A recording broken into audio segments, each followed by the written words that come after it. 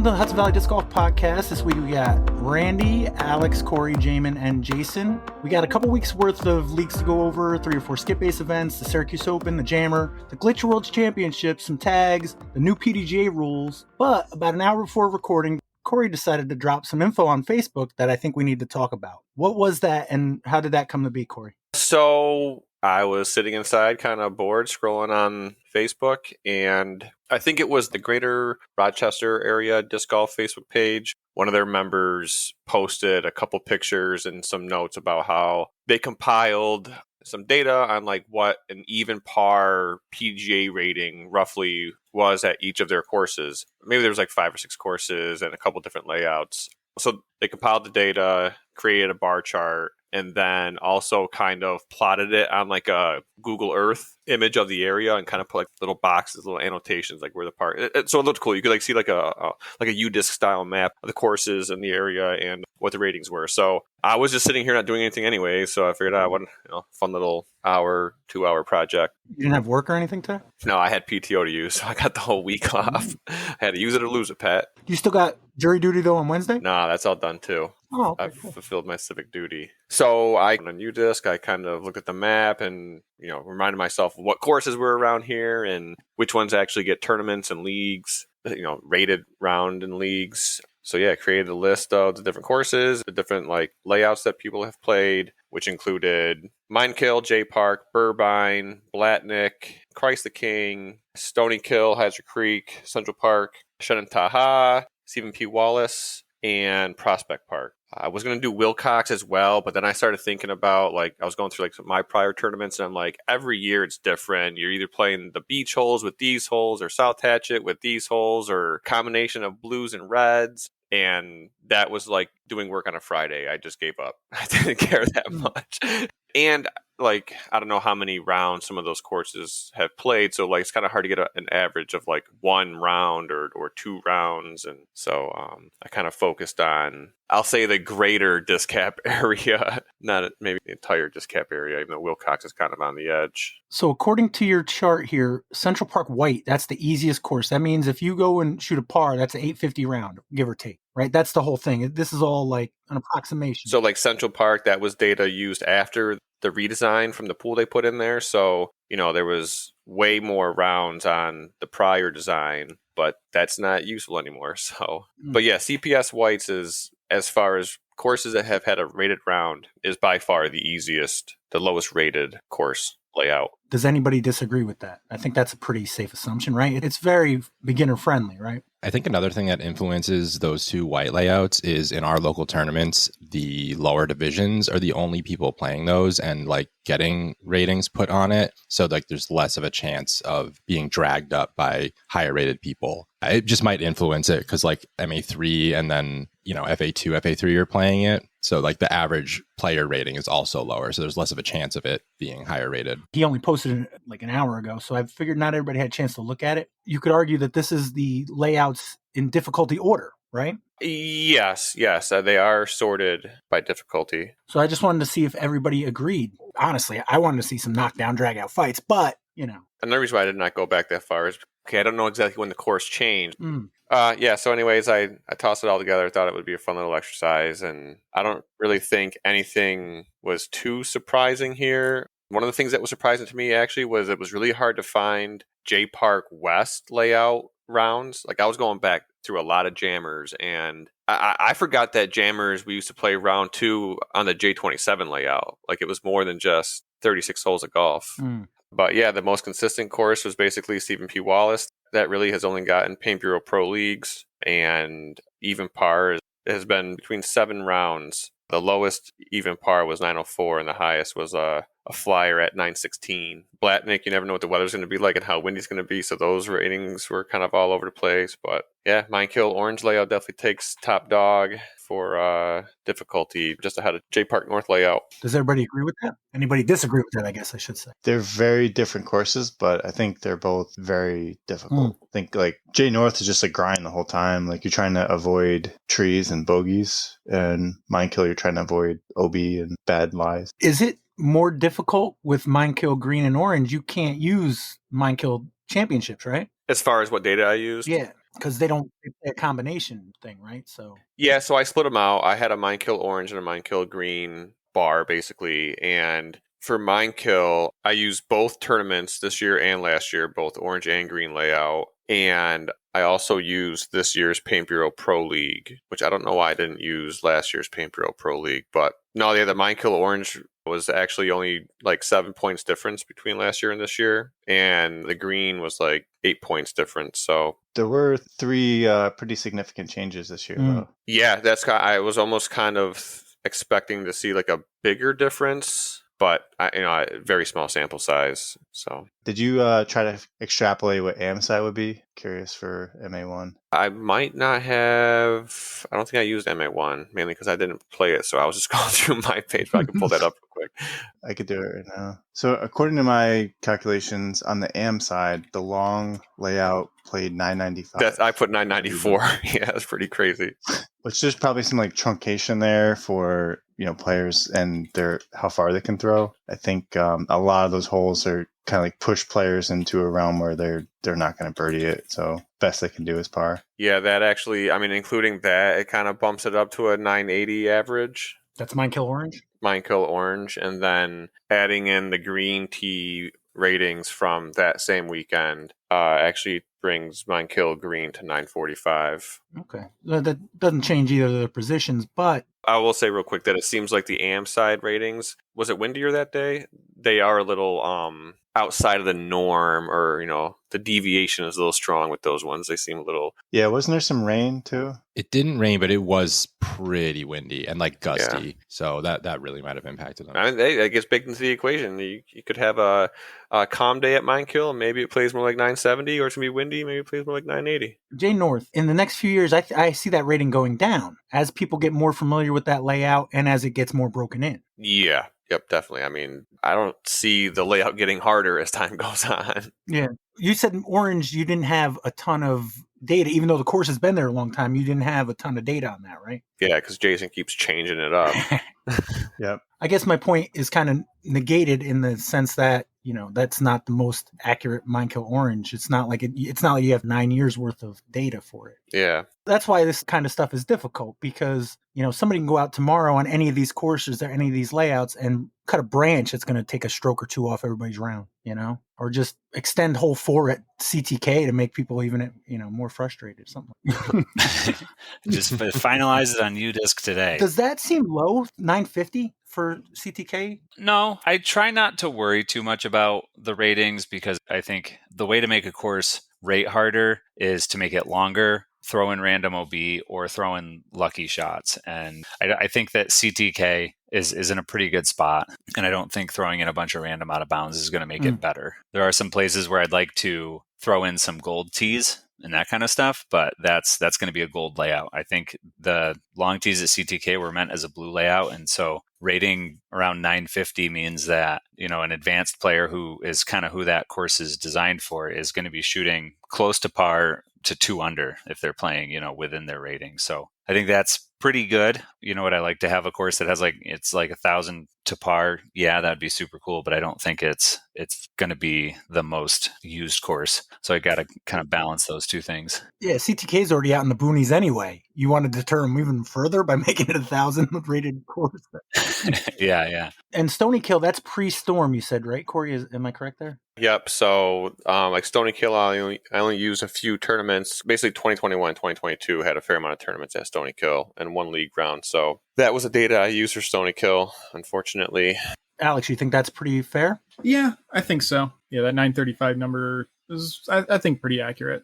You don't tend to see many people going like really far under par at Stony Kill, at least when you're playing singles. But yeah, seems about right. Pars were mostly like 924, 930, or 924 to 935. And there was a couple rounds that played higher than that. Like one tournament, a round was 966. And I don't remember if that was one of those scorcher tournaments where it was like 100 degrees almost in July.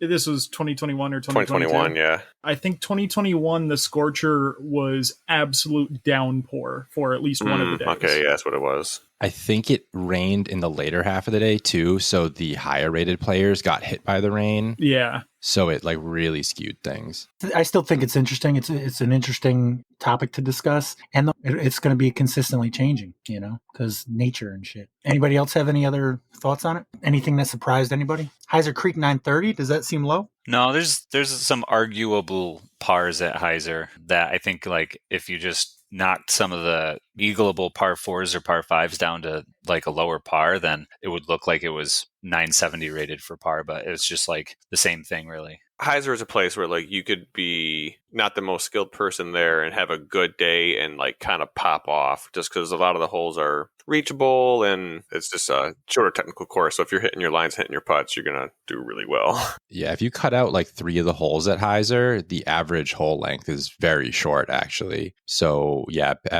your average player that can hit a straight line is gonna score well at that course. Okay. Somebody who could throw an AVR X3 like an arrow for like 200 feet. That's about it. Okay.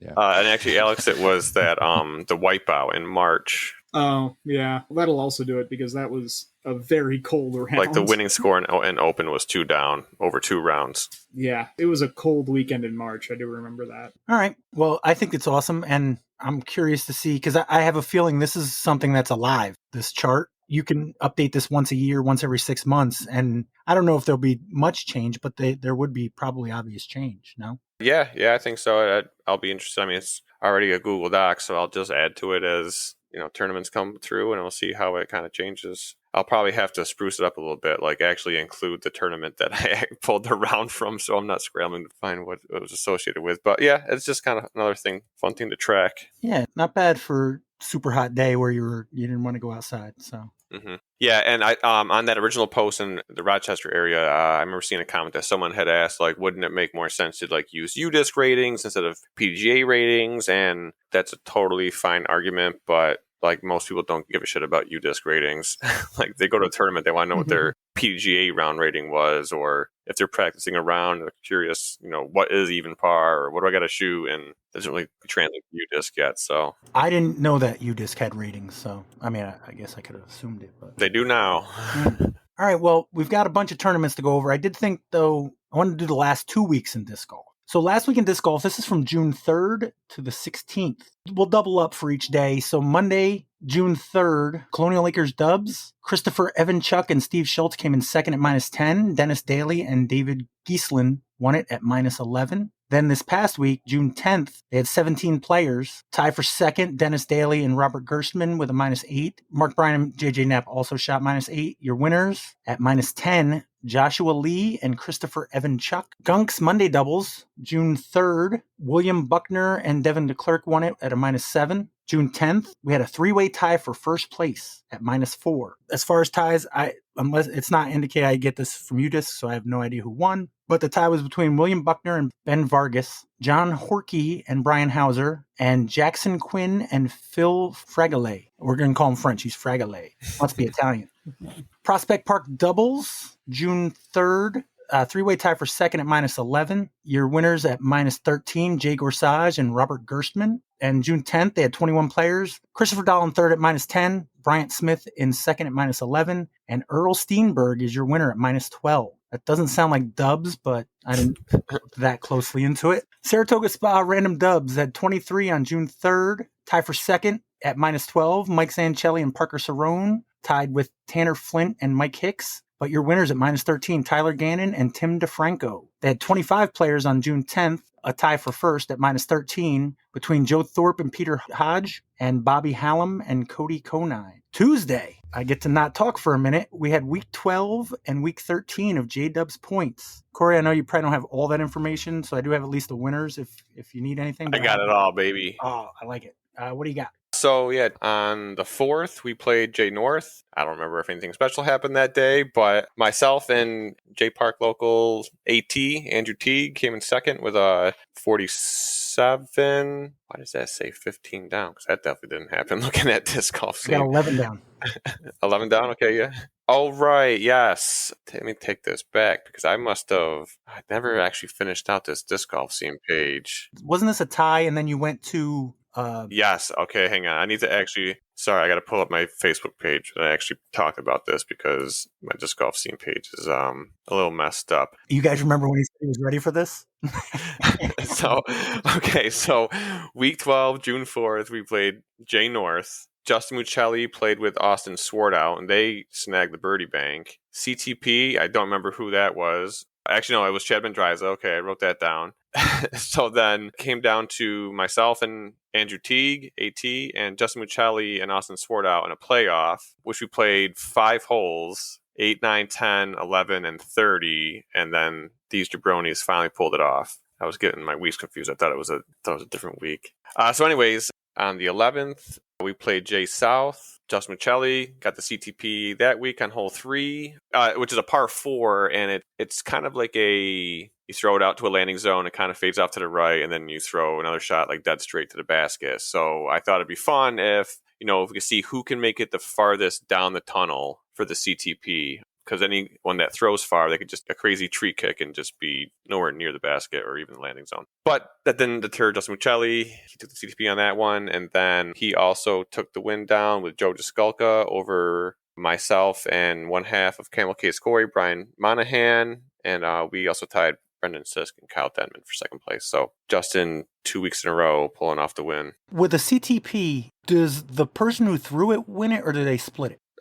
Usually the person who threw it. Is that the same with an ace in a dubs round? The person who threw the ace would get the money, or did they split it? I feel like that usually defaults unless you have a prior conversation like, hey, if there's an ace, we do it like 60-40. Because, I mean, sometimes in dubs, yeah, one guy parks it and the other guy has a better chance to just free run it. So basically, as from the guy running it's perspective, you're just whoever hit the ace, you're giving them the money, and what they do with it is really up to them, kind of. Yeah, and then also in the league, aces are worth 10 points for the points championship. That was something I carried over from when Jeff was running it. So do they each get or does the person who threw the ace get just the player, just the individual player? Yeah. Okay. So that's kind of why Justin Mucelli is at 236 points and I'm at 205 points overall. It's early yet. You'll have plenty of time to cook the books. Yeah.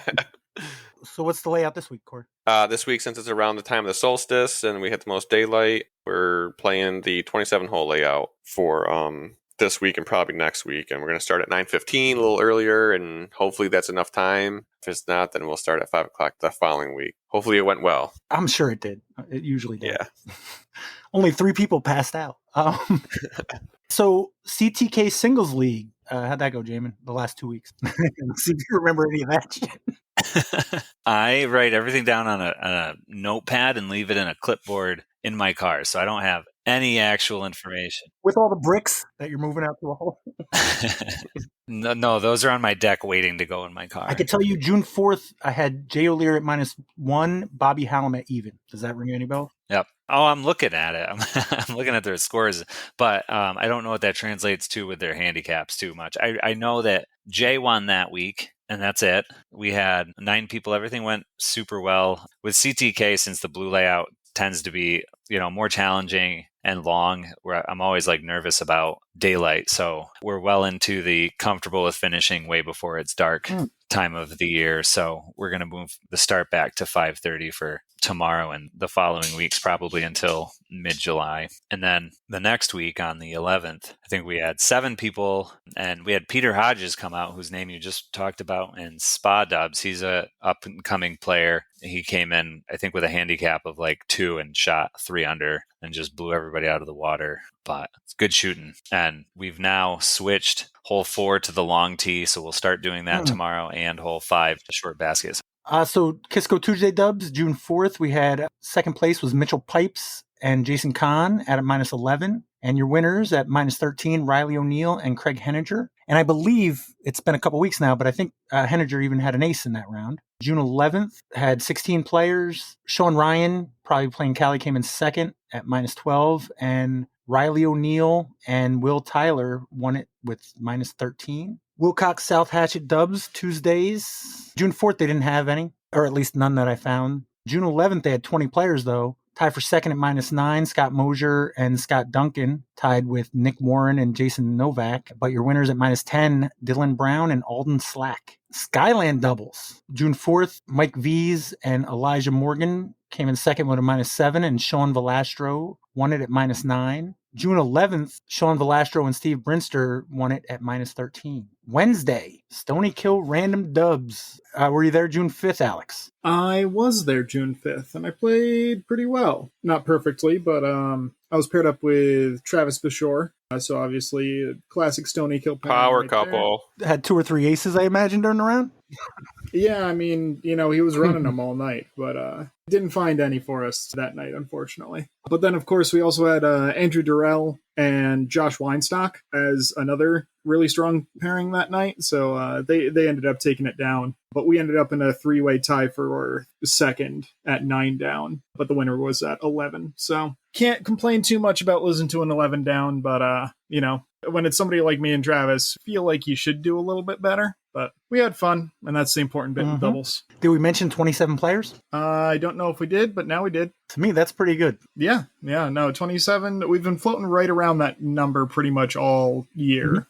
Somewhere between 20 and 30, generally closer to the high end. Did you play June 12th? I did play June 12th, but I played much more poorly. Much poorer. I didn't play as well.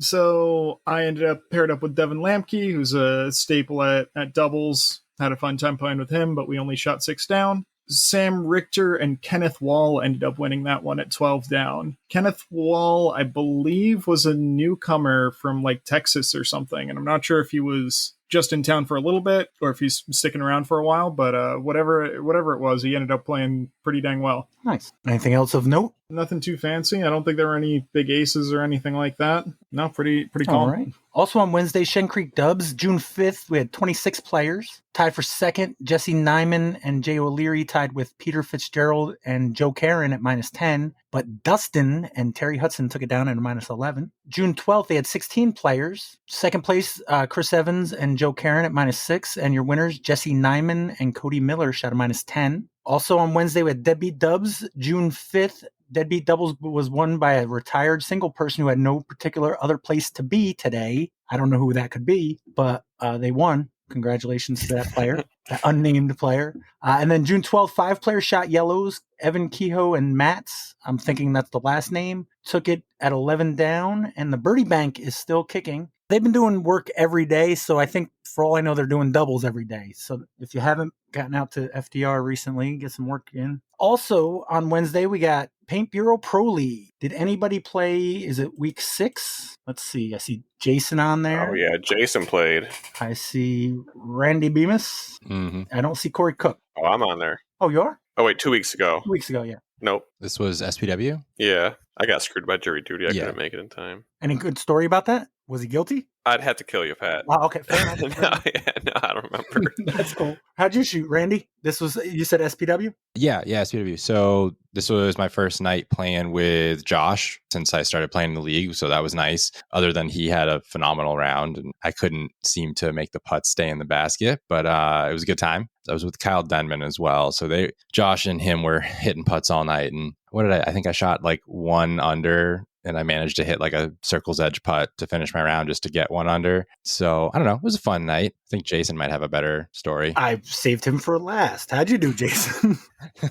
Did okay. Went to a playoff and You have the best stories, man. What a storyteller. What layout was it? blues, all blues. What were the playoff holes and how'd that go? And who were you in the playoff with? So I was in the playoff with the league founder and CEO, Josh Wynn. Just defaulted the whole one.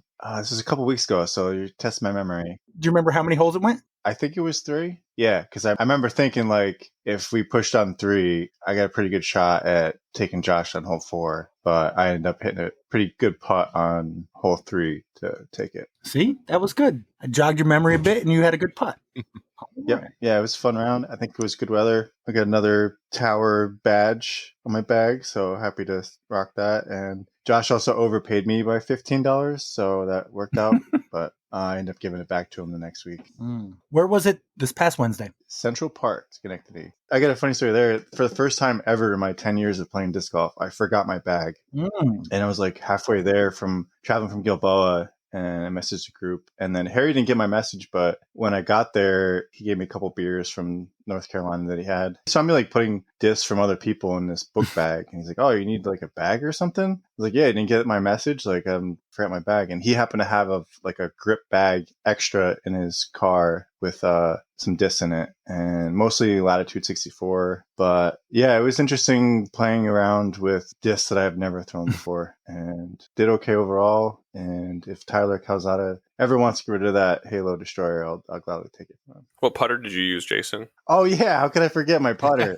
I did get some AVRs from Josh, but then I got on a card with Corey Cook, who putts with bullfrogs, and he had two, so he was able to spare one. I like how bullfrogs feel in the hand. We got some of them in our last Innova order, so this was a perfect opportunity to test it out. Overall, I think it worked out pretty good. I don't think I would have made any with my normal putters that I didn't make with the bullfrog. See, I say that, and there's two things that can come out of this. One, all of a sudden, the availability of bullfrogs drops, and I can't get any new ones because everyone's going to be racing to go get bullfrogs now after hearing you talk about them. Wouldn't worry about that. But actually, that's only one thing I was going to say, not two. Yeah, they're a very flat, firm putter. Or are they a putter or are they mid? I think they're classified as putters. I think they're 3 speeds. All right, it's a faster putter then. But yeah, very flat and firm, which is like two things I look for in a putter. So I do like them. Probably not as much glide as the normal putter I have, but and they're a little sketchy. If you don't make it in, they're kind of like a wheel. I see why Corey has so many like rollaways now. Oh, okay. I thought you were going to say something about why he was always caging them or something other like skill related, not just luck. Like damn, Jason, calm down. I understand why you put so much on an Annie too. That's very obvious now. I kind of Matty-O him sometimes a little bit. My putt changes depending on how confident I'm feeling, I suppose. Yeah, there was one hole where we were both pretty far back and we were going to run with putters. I'm like, all right, so like, I don't know what angle to throw this bullfrog on where it's going to. It was 5. Fade in. We both had like 80 footers like to like get to the basket. Oh yeah. And I'm like, don't worry, Jason, I'll show you how to do it. I throw like this. Yeah, Corey goes first and he throws it on this jacked Annie, probably on like a 45 to 50 degree angle Anheuser. And I think fights back the whole way to go to the pin. And to the right is like OB and stuff. And there's no way I'm going to throw this putter on a 45 degree Anheuser and just hope that it comes back. So I'd have to take a lot of practice to like be able to get that shot with it. That's not a shot that most putters will do. I'll sign you up for the advanced courses after you finish the intermediate ones. The Innova page for the putter does say the flight ratings are 3101, which doesn't really mean anything. It's the best choice for section under the stats. It says headwind putts, aggressive putts, but really any putt inside 30 feet. It's great for a bullfrog, so that's what I've been doing. Yeah, so it was cool. I'll go back to my normal putters, but I might mess around them someday. I learned that I really rely on a Nova a lot more than I thought I did. Well, you shot, 961 round without your discs. How'd you do, Corey? I don't think I did that good. I was playing okay, and then I had like 2 or 3 holes that literally pissed away all the work I did that round. Ended up just having like an average 1 under or 1 or 2 under. Made some good throws, made some good putts, made some boneheaded mistakes. Average. And Randy? Yeah, definitely an average round at Central Park. Had some really good holes, but I think I had a 3 bogey streak. Yeah, I mean, Central Park plays hard, so even like I'm not beating myself up about shooting even at that course, but definitely had some like AM style bogeys with like, turfing tee shots and, missing like 12 footers. It was a weird night, but got some good birdies in there. Pretty happy. The wind was not as bad as the first time we played CPS, which definitely affected the ratings. The even was like 920, which is a little bit lower than that chart we were talking about. 930 earlier. according to Corey. Yeah, but not the end of the world. All right. That's Wednesday. Thursday, got This Beat Club Year 2, SPW Whites June 6th. Dan Pupke came in 3rd, Phil Rogers in 2nd, and Kevin Kroenke is your winner. Got 7 points. Then on June 13th, Lior Kushner came in 3rd, Kevin Kroenke in 2nd, and Steve Katula got 10 points in first place. Your overall standings, Steve Catula now in 5th place, tied with Derek Stasinski. Dan Pupke in 4th with 42 points. Greg Kurtz in 3rd at 56.5. Mark Stryker in 2nd at 60 points. And your leader at 83 points, Kevin Crum. CPS Thursday dubs, June 6th, Jay Gorsage and Pete Cornish won it at -6. June 13th, they had 17 players, 3-way tie for 3rd at -7, but your winners, Peter Fitzgerald and Peter Cornish, shot -10. On June 6th, Port Jervis Disc Golf had a Spring-Summer League, which was a tie for first with -9, Tyler Ferrati and Joe Guerra. I wonder if that's the Joe Guerra. Friday, SPW Dubs League, June 7th, they had 21 players. Adam Nelson and Josh Weinstock came in 2nd at -10, behind Charles Gordon and Tim Stuitzgy, who shot -11. And then on June 14th, they had 30 players, 3-way tie for 3rd at -6, and a tie for 1st at -8 between Phil Rogers and Joseph Goyette and Doug Ionin and Tim Martino. Cranmore Dubs League, June 7th, had 19 players. Rachel Radiker and Cody Miller shot a -11, but John Johnson and Adam Shoemaker won it at -12. And then on June 14th at Jenkinsville,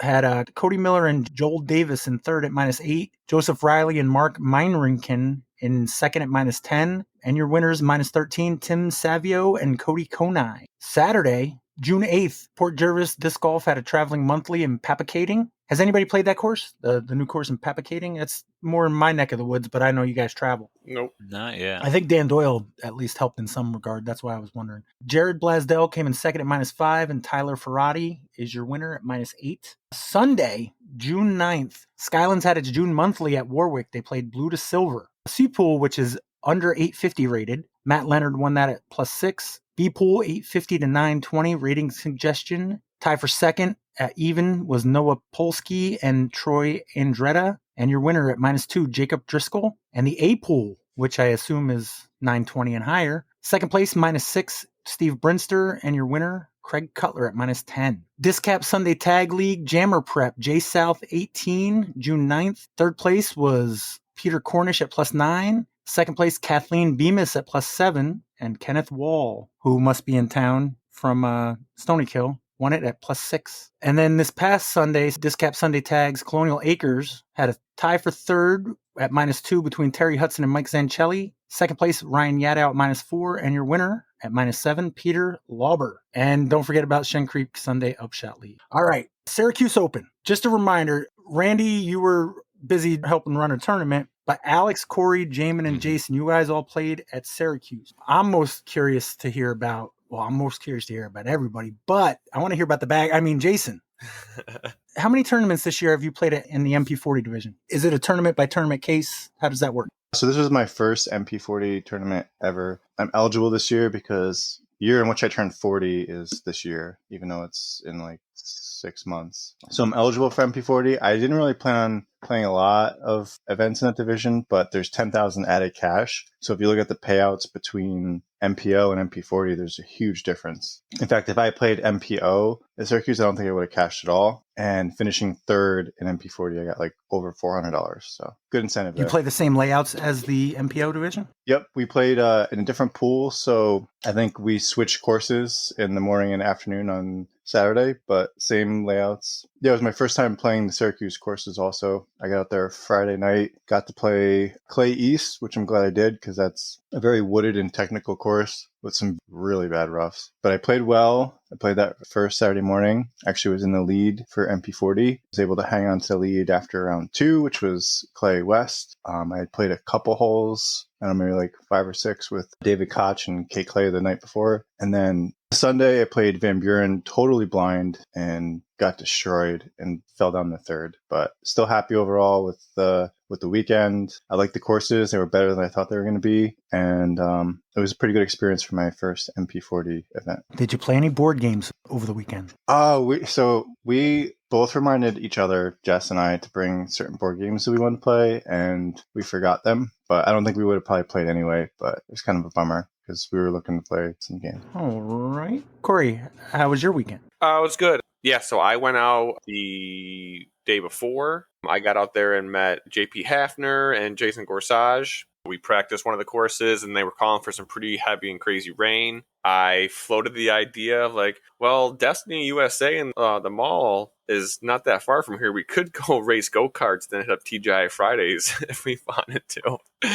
But the weather actually kind of cleared up and we decided we'll just go practice the Van Buren course, got some dinner after, and then went to the campground. I think, let's see, me, Kyle Hirsch, Alex, Jason Gorsuch, Tucker Kozlowski, David Koch, Caitlin Clay. Is that everybody, Alex? I think that's everyone. We all camped on Oneida Lake at the same place that Jaimen put us on last year. So yeah, practice Friday, kind of had a good time around the fire Friday night, had some brewskis. Saturday, get to Clay Park, and I played not the greatest in my typical fashion. I was actually having a pretty good round, and 2 or 3 holes I just kind of made some dumb mistakes or just didn't focus enough, and that kind of turned it into an average round. I think I threw like 1 under on West. And then kind of similar thing, round 2, I was putting good. I was getting my fair share of luck. Yeah, just kind of couldn't put the full round together. Had another average 950-ish rated round.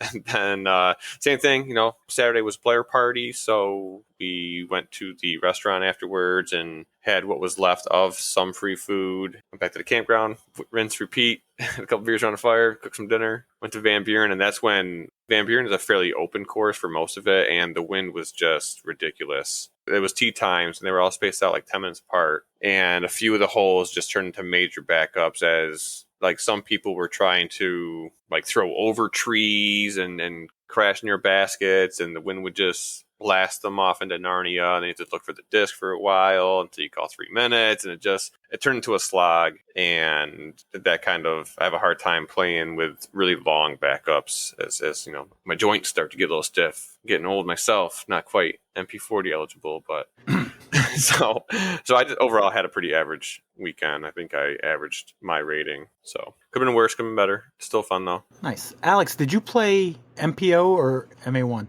I played MA1. Have you played this tournament before? I have not played this tournament, haven't played any of these courses, but, having heard stories and everything from people who were playing previously, I got the same advice from at least 3 different people saying, don't go in the rough at either the Clay Park courses, which, if I could just choose not to do that, I would. But yeah, it's kind of unavoidable sometimes. With all those warnings and, the stories that I had heard coming into it, I thought they were going to be much worse than they were. I ended up playing East first and then went to West for the second round. Even playing East, like I started off on hole 5 and people were saying, 5 and 6 are the hardest holes on the course. And I got through with a single bogey on both of them after making several stupid decisions. Not so much stupid decisions, but stupid executions. So I was like, this is not nearly as bad as I thought it was going to be. I still played under what I wanted to play at, but it wasn't as bad. I was, to be honest, I was expecting Coggeshall Park. For those of you who remember Welcome to the Jungle, I was expecting just absolute,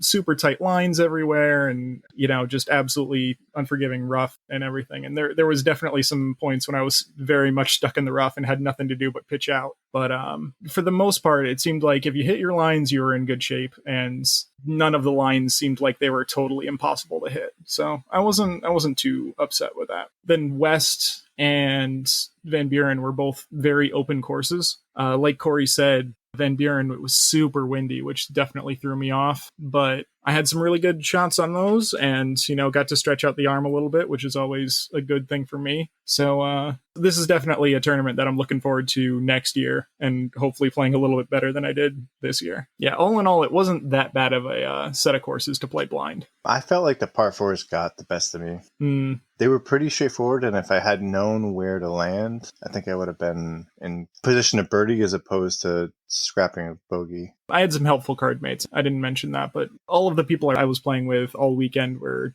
super nice and, pointing out lines and things like that. My driving was great, but it seemed like I couldn't string together a good drive and a good upshot on any given hole. So that's always frustrating. I felt like the last round I had the trifecta of playing the course blind, so not knowing it, then also not playing very well, and then just having some bad luck. I think each one of those feeds off one another. Like if you are playing blind and you start getting some bad kicks, or you start playing poorly, it kind of just snowballs and you end up playing worse, and then like making worse decisions about playing blind.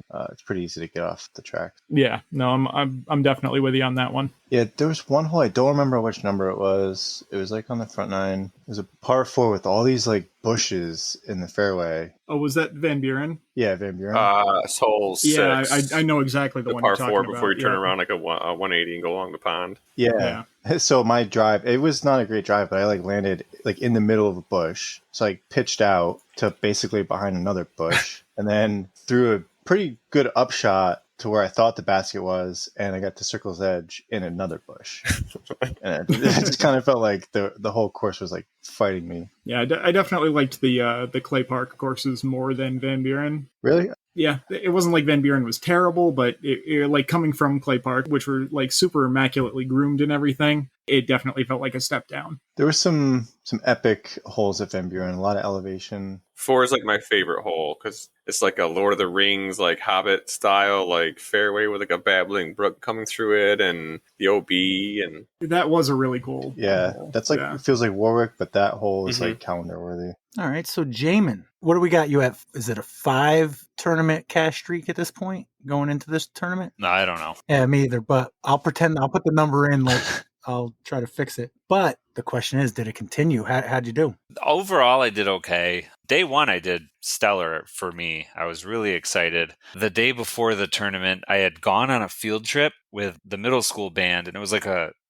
5 a.m. to 10 p.m. field trip. So I was freaking exhausted. Getting out to Syracuse for the tournament the next day was a whole nother kind of big, long process that resulted in like 3 or 4 hours of sleep. So I kind of pulled in, not ready to go, a little frazzled, and just kind of like ran out, warmed up, and then shot super well. I was so frazzled, in fact, that I almost went out to the wrong hole. Last year, we played east and then west, so I just assumed that was what we were doing this year, and I started to walk out to the east side and then noticed all the pros warming up on the west side and checked everything and realized that, oh shit, I was playing the other course first. So I played super well. I think I might not have taken any bogeys. I didn't take any bogeys. I just got birdies on the holes where you want to get birdies. I had like one really simple missed putt that just the wind and my nerves got to me a little bit with. But besides that, I kept it in the fairway. I didn't go out of bounds at all. And then just kind of kept everything moving forward the entire round. And I think I finished somewhere around like 6 under for the round and was super happy with that. I think it was like the 4th card after the first round. And then in the second round, started off with a double bogey on the east side, which really made me nervous. That was the only bush I landed in the entire round. But Clay West, as everybody's mentioned already, the bushes are pretty punishing. So if you get off the fairway at all, it takes a lot to get back on it and forward. And I was just a little too aggressive on some shots, trying to get up to the basket and out, and just kind of, penalized myself. And then after that, kind of cleaned up my act and made some birdies. My circle 2 putting was really lacking that round. I remember thinking like, man, if I had like made a couple circle 2 putts, I'd be even better. But like, I think I had a ton of circle 2 chances for birdie that round. They just weren't sinking, which if that's the only problem that you're having on Clay East, you're in a really good spot. So then I think that landed me on the 3rd card for the final day. Oh, maybe the 2nd card. I don't know, somewhere around there. And Van Buren just kicked my ass. It's I guess the whole frazzled attitude of the entire tournament kept going a little bit too much. Yeah, I like missed an easy putt on hole 1 for a bogey, which is my first actual bogey for the tournament. Was a little annoying. Wait, you went bogey free the entire day of Saturday? Well, I had a double bogey, but okay. Well, okay. Yeah, no single Single That's still bogeys. pretty good. That's really good. Yeah, I was super excited. But like we get to hole 4 and I'm playing this course not blind. I played it last year twice, but blind for this year. So I don't know what discs to use and all that kind of stuff. And I get there and I realize that I left a really important disc in my bag, which is the Bear, which is like my go-to fairway driver for everything. I like left it out in the practice field, which is super annoying. So I pulled out a different disc that I was less comfortable with and tried that and like threw it immediately out of bounds. So just kind of like big mental mistakes throughout the entire round kept me from really doing anything. I think at one point I was like 4 over, which I think last year I shot like 9 under, maybe only 6 under, but like really far under. And so going out there and being 4 over after any amount of holes is freaking scary. and just kind of whittled that down a little bit, but didn't give myself too many birdie chances and kind of left myself out to dry in the last round. I finished all right. I finished well into the cash, but not where I thought I was going to finish after the first 2 rounds on any level. But the cash streak continued. It's also really cool. I mean, I don't know if I mentioned it last time we talked about this tournament, and I don't know if it's baked into like the entry fee or not, but for lunch they have it like catered by the sponsoring business, the pie guy. So they have a shit ton of pizza, a bunch of boneless chicken wings and salad, and there was kegs at both courses both days. Jaimen, they had stuff for you, right? They didn't leave you out. Yeah, they had a lot of vegetarian pizza. They had salads also. That is one thing that I always forget to mention about the tournament is that lunch and also the players party. They really do a great job with both of those things. And there's like tons of holes that have water in them, which is nice because usually it's hot as hell out there. But I really like playing that event every year, and there are not many reasons why I wouldn't go back. Caitlin Clay came in second in the MPO division behind Colleen McInnes. 2023 Hudson Valley Disc Golf Podcast Co-Player of the Year Tucker Kozlowski got last cash. And 2023 Hudson Valley Disc Golf Podcast Player of the Year Kyle Hirsch, 1 stroke behind Jaimen, tied for 23rd. Justin Mucelli, a stroke ahead of Jaimen, tied for 18th. Playing it blind, Alex, tied for 16th. Not too shabby. That's me though. Yeah, no, I'm not upset with that result. Although I would have liked to have some better ratings. Like at this point, I'm not playing for position within my division. I'm playing for a rating that I can be proud of, and they were a little bit suboptimal. 925 at Van Buren was pretty good, but under 900 for the other two, not as good. But yeah, tied 16th. I'm not complaining too much there. And I did get to play with Austin Swart out for the last round, so that was nice. Any other comments on Syracuse Open? Sounds like a success. Tournament director Stephen Bailey, Jeff Gilbert, assistant tournament director. Very much looking forward to next year. 220 players. Heck yeah. All right. We talked about Minekill, the AM side last week, but we had a guest and time and other considerations were involved. I didn't give any of the winners, so I did want to zip through that real quick. Of the 2024 Minekill Disc Golf Championships, the amateur side, Catherine Bemis, tournament director, Randy Bemis, assistant tournament director. Women's Amateur 3 was won by Sherry Ocasio. MA3 Mixed Amateur 3, Eric Conine, won by 3 strokes. FA2 Women's Amateur 2 was Fiorella Nicolai, won that by 6 strokes. MA2 Mixed Amateur 2, Benjamin Pelham beat Robert Hallam by a stroke. Marcia Focht won the Women's Amateur 60 Plus division. Kevin Kroenke won the Mixed Amateur 60 Plus division as well. Also something. MA50 Mixed Amateur 50 was Kenji Klein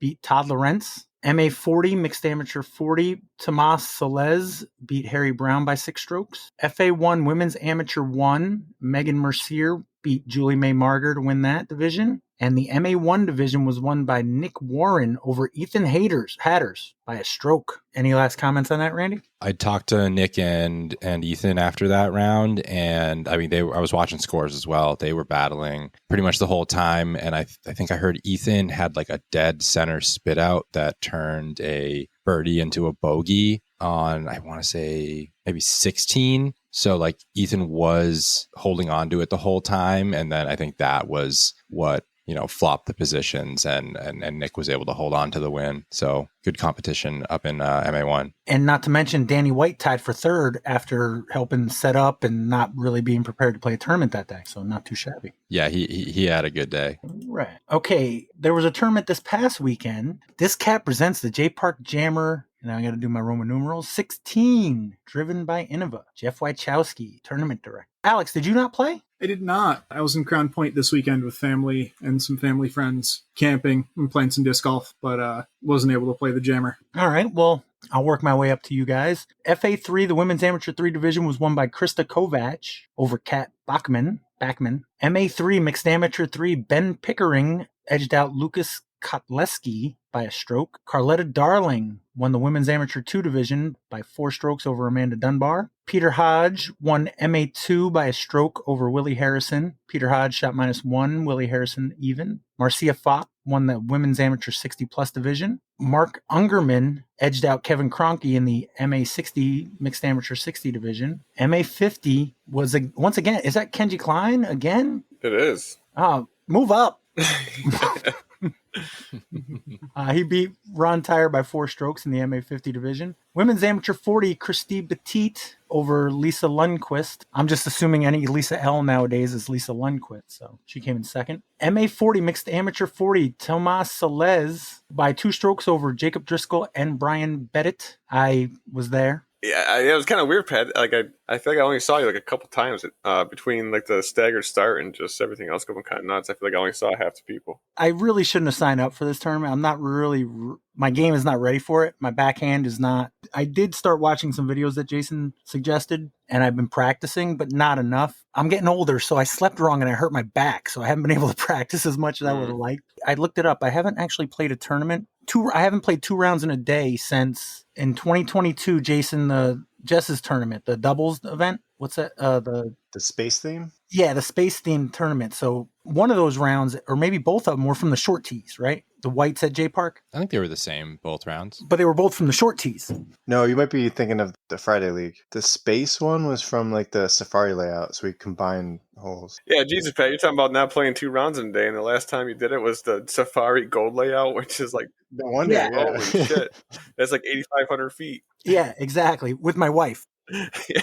Throws 50 feet at a time. Corey, can you figure out what par would be for that layout? Put it on there too. Oh, boy. Yeah, might as well, I guess. It's all double scores. So. But that was the last time I played 2 rounds in the same day for a couple years. So my goal was to finish. Now, I didn't know until the night before that the first round I was going to be playing was Jay North. Had it been flip-flopped, I don't know if I would have came back for the second round. I'll point out that right now. But I'm familiar with South, so I was like, there's a point where it gets a little difficult. But like I said, my backhand's not where it should be. But with that being said, my first hole was, is it 29, the one across the street? The last one before you come back across the street? Yeah, the par 4. Yeah, which Brian Bickersmith and Randy helped point me out. I wasn't sure if that's where you came out for the new holes or if that's where you come out for 29.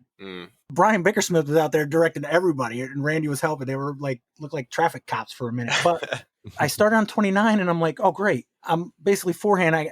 So I'm like, I'm throwing a backhand. First throw of the tournament. I threw my best drive on that hole. Just a Minekill rock, and I just perfectly. Around the corner. Yeah, and that's the highlight of my round. So women's amateur 1, Megan Mercier won by 2 strokes over Kelly Turpening. Mixed amateur 1 was won by Jason Murak over Austin Swartout. Jason Murak shot a -8. Yeah, this guy... He won the whole dang I don't. tournament. Yeah, he definitely would have won the whole tournament. I don't know his whole story other than his PGA page says he's from Alaska. But you want to talk about mullets? This dude had a mullet. Like I had a mullet, but he had a mullet. Like more like an 80s mullet. During the round, somebody who was like, who's the guy with the super mullet? And I didn't know what they were talking about. It was impressive. And then, yeah, he absolutely popped off and would have won. He shot the hottest score of the round. Of the day. 8 down. Nice. MP60 was won by Kevin Jacobs by 4 strokes over Greg Kurtz. Catherine Chacha won FP40. MP40, Mixed Pro 40, Silvio Sanchez by a stroke over Brian Bickersmith. Silvio Sanchez, that's a wedge guy, right? Yep. Caitlin Clay won FPO, beat Amber Stout. Congrats to her to finally getting past the 900 barrier for her. Oh, 903. Mm-hmm. That was a quick watch. I'm pretty sure last week we were doing the watch, weren't we? Man.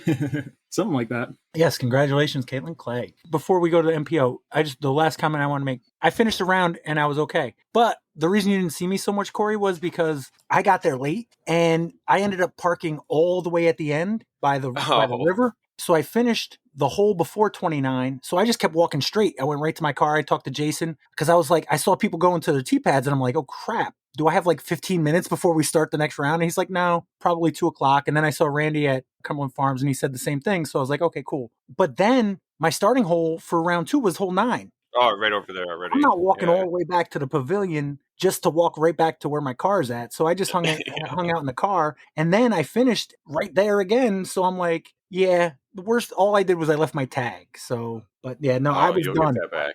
I'll get it. Yeah, I'm not too concerned with it. I'm sure I got the one tag, but I'll wait and be surprised when I see it.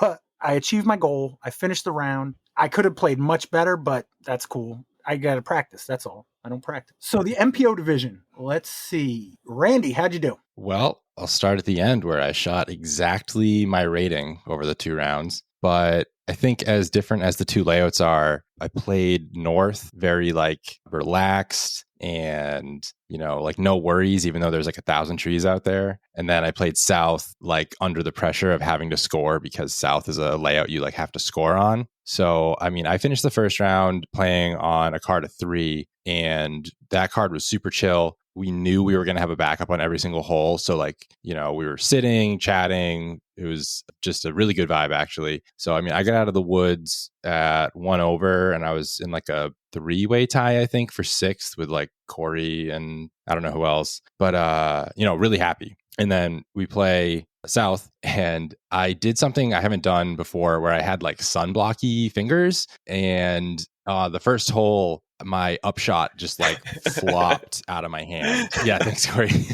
and now I still have to putt again because it was like a 50-foot, like I was trying to run like a 50-footer, and I did not even get halfway there, I don't think. And then I go up and I'm still freaked out by like my hand not feeling right, and I like try to make a 20-footer, and it doesn't even hit, like it hits the ground before it gets to the basket. It was the weirdest thing. So after that, I was like rubbing my hand in the dirt and like trying to clean my hand off, and then I was fine after that with the grip and everything. But that was a weird tournament scenario I don't think I've actually had before. That South layout, a lot of the holes that I've played the most over like the entire time I've played disc golf, so I had like really high expectations and just like didn't get birdies on some of the holes that I've birdied a million times in casual rounds. So I shot +1 on the South layout, which is not great compared to +1 on the North layout. So definitely fell out of 6th place, but I had a good day, shot my rating, so can't be too mad, and rushed out of there to get to the Sunnyside doubles tournament. Basically the second we were done, we got in the car and left. So busy day. Yeah, I played with Jay O'Leary, who was also doing that. He said he was going to get there and 2-fist a couple beers. I don't know if he did or not, but I think he did.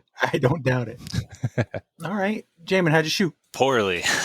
I always have a few goals going into a tournament, and I really blew up all of those goals very quickly into my round on the North and just never really recovered. I found myself making a lot of like really dumb mistakes that I don't usually make anymore. I laid up short a couple times, like really short, and that's not really something I do. Like if there's one thing I'm super comfortable with, it's throwing my putters. So yeah, I couldn't get anything happening all day, and it was a bummer. I think that JPark's not a course that I really love playing in tournaments, and I think I need to remember that next time. All right. Jason, how about you? Well, first of all, you didn't play MP40?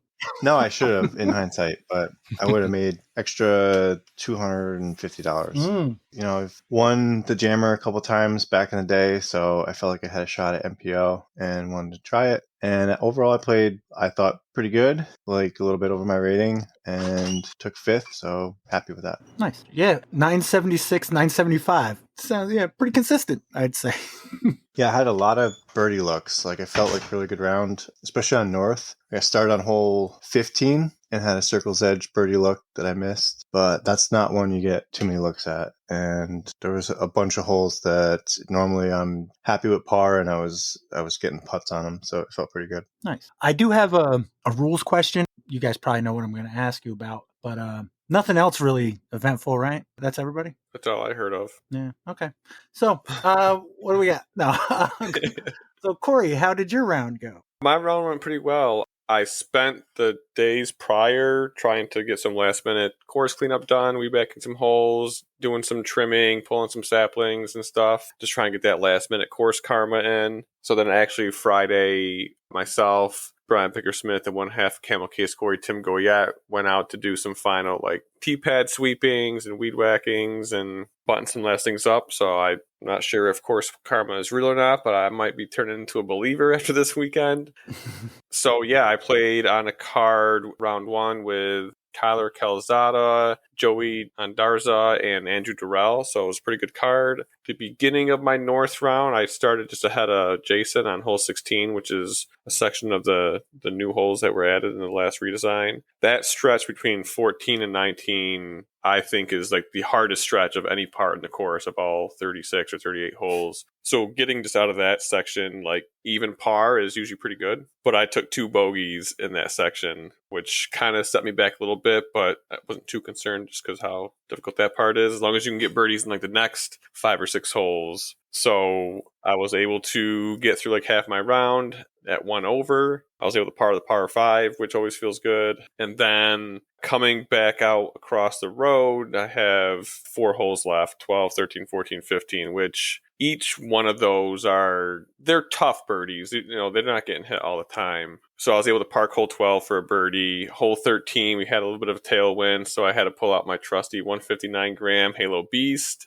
and proceeded to like throw it farther than I've ever thrown it before. Still only parred the hole though, because I feel like that hole, the closer I get to like the mouth of where you need to enter to get to the green, the less I birdie it. Like I was birdieing it, and I was further back in the fairway. But then I took a boneheaded bogey on 14, but then that was kind of erased by like a super clutch birdie on 15, the hole that Jason said that you don't really get very many birdie looks. So after round 1, I was 1 over par, kind of felt average. And I believe I was in that tie for 6th with Randy and company. Matt Miller and and Jeremy Whitaker, I think, yeah. 4 strokes behind the lead. Andrew Durrell. Yep. Yeah, Andrew had a good round. He was draining some absolute monsters of putts. I think he hit like a 60-footer and maybe a couple 60-footers. So yeah, 4 strokes off the lead.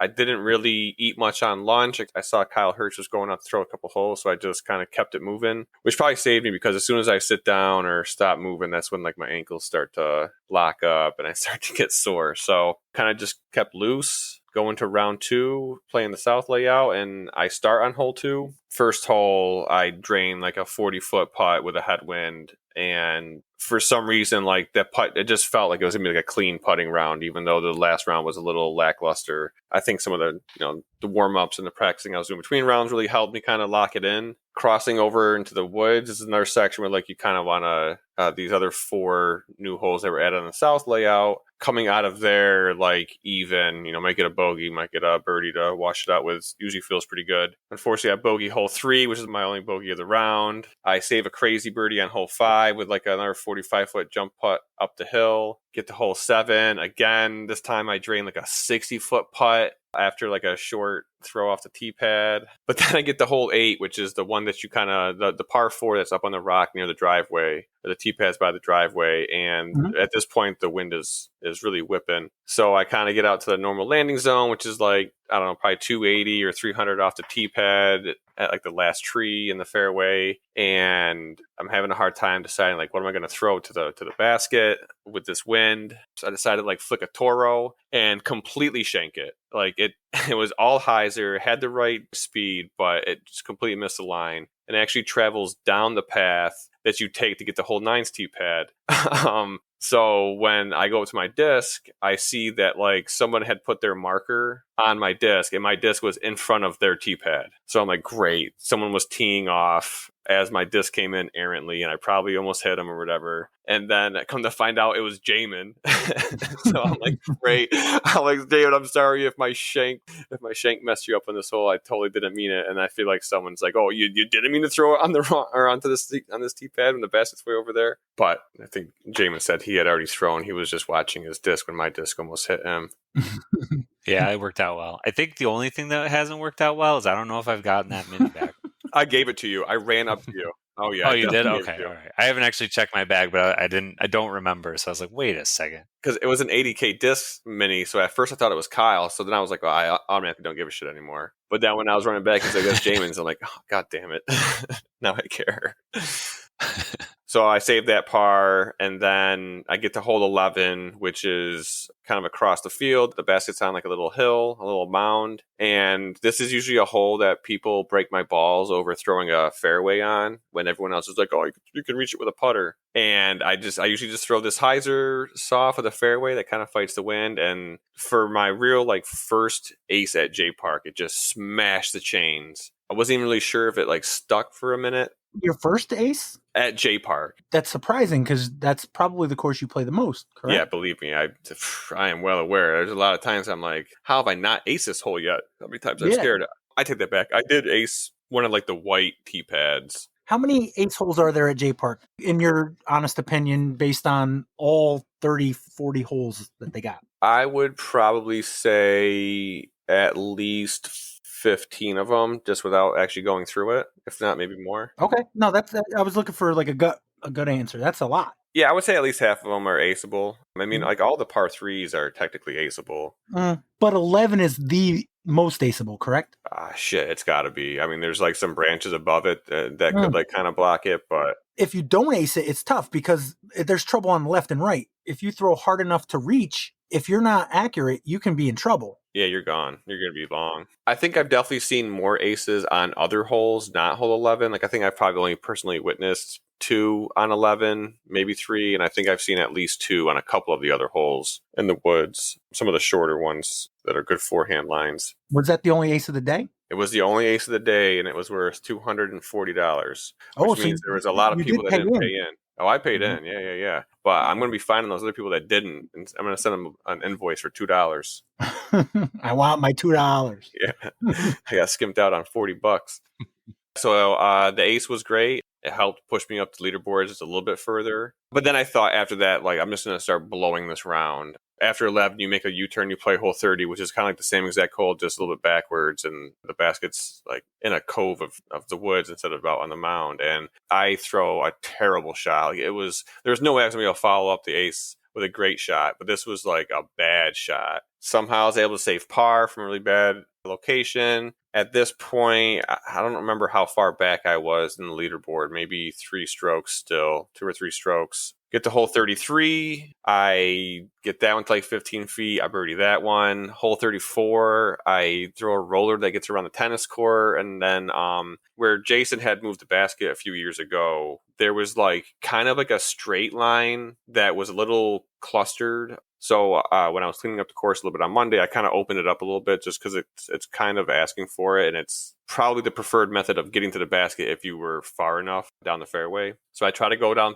that hole. I kind of shank it. I get tree directed right to the basket. I park it. I get that one for birdie. Hole 35 is like that forehand shot or lefty hyzer, I guess. But super hard to get into the circle. And I drain like my second 60-footer for birdie. And at this point, I'm like, what the fuck is happening? Like, how is this shit? How's everything going my way right now? I think my previous best on J South was like 4 down. And at this point, I'm 7 down with 2 holes to left. Hole 36 and hole 1. Get to hole 36. There's a little bit of a backup. Shocker. Yeah, I throw like one of the farthest drives I've ever thrown in that hole. And then I'm a little out of position. So I throw this like forehand, through the trees that just happens again to like miss everything and land just inside the circle on the right side of the basket, which is important because the right side of the rock is like, it feels like you have to throw twice as high to get to the basket. Not a putt that I would normally be that confident in making. And I toss it up and it goes in. So now I'm 8 down on the round. I'm 7 down for the event. I just have to play hole 1. And Tucker is currently at 8 down to play hole 36. Now you're talking about Tucker Kozlowski, 2023 Hudson Valley Disc Golf Podcast Player of the Year, who you were tied with at Heiser Creek. Yep. Yeah. No. This year he got me by 1. We were tied going to the last hole, and he birdied it and I didn't. So almost went to a playoff with him in there. So, anyways, I'm on hole 1, and I'm hoping that maybe, I don't know if it would have really mattered. Since there was backups on hole 36, like, the people that were backed up would throw once the card ahead of them was like not fully off the hole. So I thought that maybe there'd be a chance that I can see what Tucker gets on 36 before I really finish hole 1, depending on how it goes. That might, make some effect on how I finish out hole 1. It didn't happen. Didn't matter. I throw a drive on hole 1 that gets to like 60 feet obstructed. I try to make it. I don't. And then it comes in that Tucker bogeyed hole 36. So now we're both tied at 7 down, and there's going to be a playoff. And I'm like, God damn it. I keep getting into these. Like, I'm totally happy that I'm in this situation to begin with after I just threw an 8 down round. But so Tucker comes out of the woods. We flip to see who goes first. He was chosen to go first. He smoked this drive on hole 1, which hole 1 at JPark, it's like 360 feet. You kind of got to get through a field goal of trees at like halfway, and there's like some low ceiling to deal with. And he threw one of the best drives I've ever seen on the hole to put it like 12 feet away. So I basically had nothing else to lose at that point. So I take my shot and I throw it basically as hard as I can and get pin high, but like 50 feet left. And I have this like headwind jump putt that I had been making like all of them coming up to this point, so I thought there was a pretty good chance I'd make this one, and I flubbed it in front of everybody. At that point, there was probably like 30 or 40 people watching, and it was just skied over the basket. And Tucker putts in his 15-footer for birdie and wins the playoff, and also wins the Open division. Nice. I mean, for him, not for you. Oh, nice. Yeah, no, he crushed it. That round for me was 1022 rated, which is my first 1,000 rated round of the year and like my new personal best. Do you know off the top of your head how many 1,000 rated rounds you played? 3 to 5. I think my last one was like my previous best was like 10-12, but this one feels way better because it's at JPark and it's a place that I feel like I should typically perform better at, just from how many rounds I play and like how well I know the course. JPark historically kicks my ass, and I don't know if it was from weed whacking the course or from Syracuse Open, but I got blasted by poison ivy, and usually the jammer is like hot and you're sweating, and that's when it makes it feel even worse. So it's from weed whacking the course. I just want to throw that in there. I don't know, dude. My right knee, which I'm always kneeling down to like, make a putt around a tree or whatever. I'm pretty sure I jammed my knee in some shit at Syracuse. Unless you don't think there's any poison ivy there, then I could be totally wrong. No, there's poison ivy there, but like I think JPark was like maybe 70%. Yeah, it's really bad. I mean, when we went Friday, I wore like pants and long sleeve shirt and everything else, but I think I got wrecked on Monday. Yeah, I've got a bunch of it showing up right now from Saturday. I definitely have some from Syracuse also, but. And then there's stuff, I mean, like JPark even has like the vines going up trees, and I'll see like people try to like lean up against a tree. I'm like, bro, you don't want to do that. Like, do you see that vine that's going up that tree right there? You don't want to touch that. I assume that's your best finish at a jammer? In the open field. And that's a B tier, right? Yeah. I think I've won a jammer in AM days. But well, we don't talk about AM days anymore. Well, no. AM days are fully respectable, but second place in Open beats first place in AM1, no? For me, yeah. Yeah, I think so. Yeah. I mean, I'm just, keeping it real, man. I think it was like, it's not like a huge field, but there's definitely like a lot of solid talent there and like a lot of guys that could really tear up JPark. Mm-hmm. I don't know. I was almost kind of surprised that, if we had like, I think, wasn't Craig Cutler signed up at one point? He didn't play, right? He wasn't there. He had posted something that made it sound like he would be there. He sponsored a hole. I remember seeing that. Yeah. I'm not sure if I would think that 7 down would win it typically, but like I was thinking about that when I was driving home today. I was like, God, does like 990 winning the jammer as a B tier, like that, does that feel good or does that not feel good? Not that I felt any other way, but I was trying to have a little thought exercise of if that's what I would expect. Well, I mean, who shot the only 1,000 rated round at the jammer this year, Corey? Oh, I'm guessing it was me. Oh, I guess so. Even that guy who beat you in AM1, he had 993, 994. Oh, no, really? Yeah. Damn, that stinks. Well, not really. I mean, he still crushed it, but. No, absolutely. But he didn't shoot 1,000. I'm sure both rounds he's like, damn it, if I just would have made that one short putt. So I did want to pose this question. I'm playing Mount Misery, and I think I parred it, which is I was pretty happy with. Even though my second shot rolled from 3/4 from up the top of the hill all the way down to the bottom. But it was my second throw. So my third one, I just popped it up there and put it in. And everybody starts walking to the left. And I'm like, wait, everybody. We're going this way, aren't we? Because I saw the sign. There's a sign right at the top by the basket that says turn right for J North. We start going to our right, and I see that the group ahead of us is still on the tee pad. And I'm like, what's going on here? Apparently, there was a bit of a log jam. In round 2, I got to play with somebody who was, I don't want to say the cause of the log jam, but let me just read what he wrote. Hi, Pat. I just wanted to say what a pleasure it was playing with you and Jay on Saturday. For context, on my cards round 1 mishap, we all threw one shot from 26B's tee before we were simultaneously informed by Jeremy Whitaker and Greg Kurtz that we were playing the wrong hole. In my defense, I had just taken a really frustrating triple on 25, and having recently played a practice round on J27, absent-mindedly took the left turn instead of taking note of the giant green sign and continuing on the more seldom played by me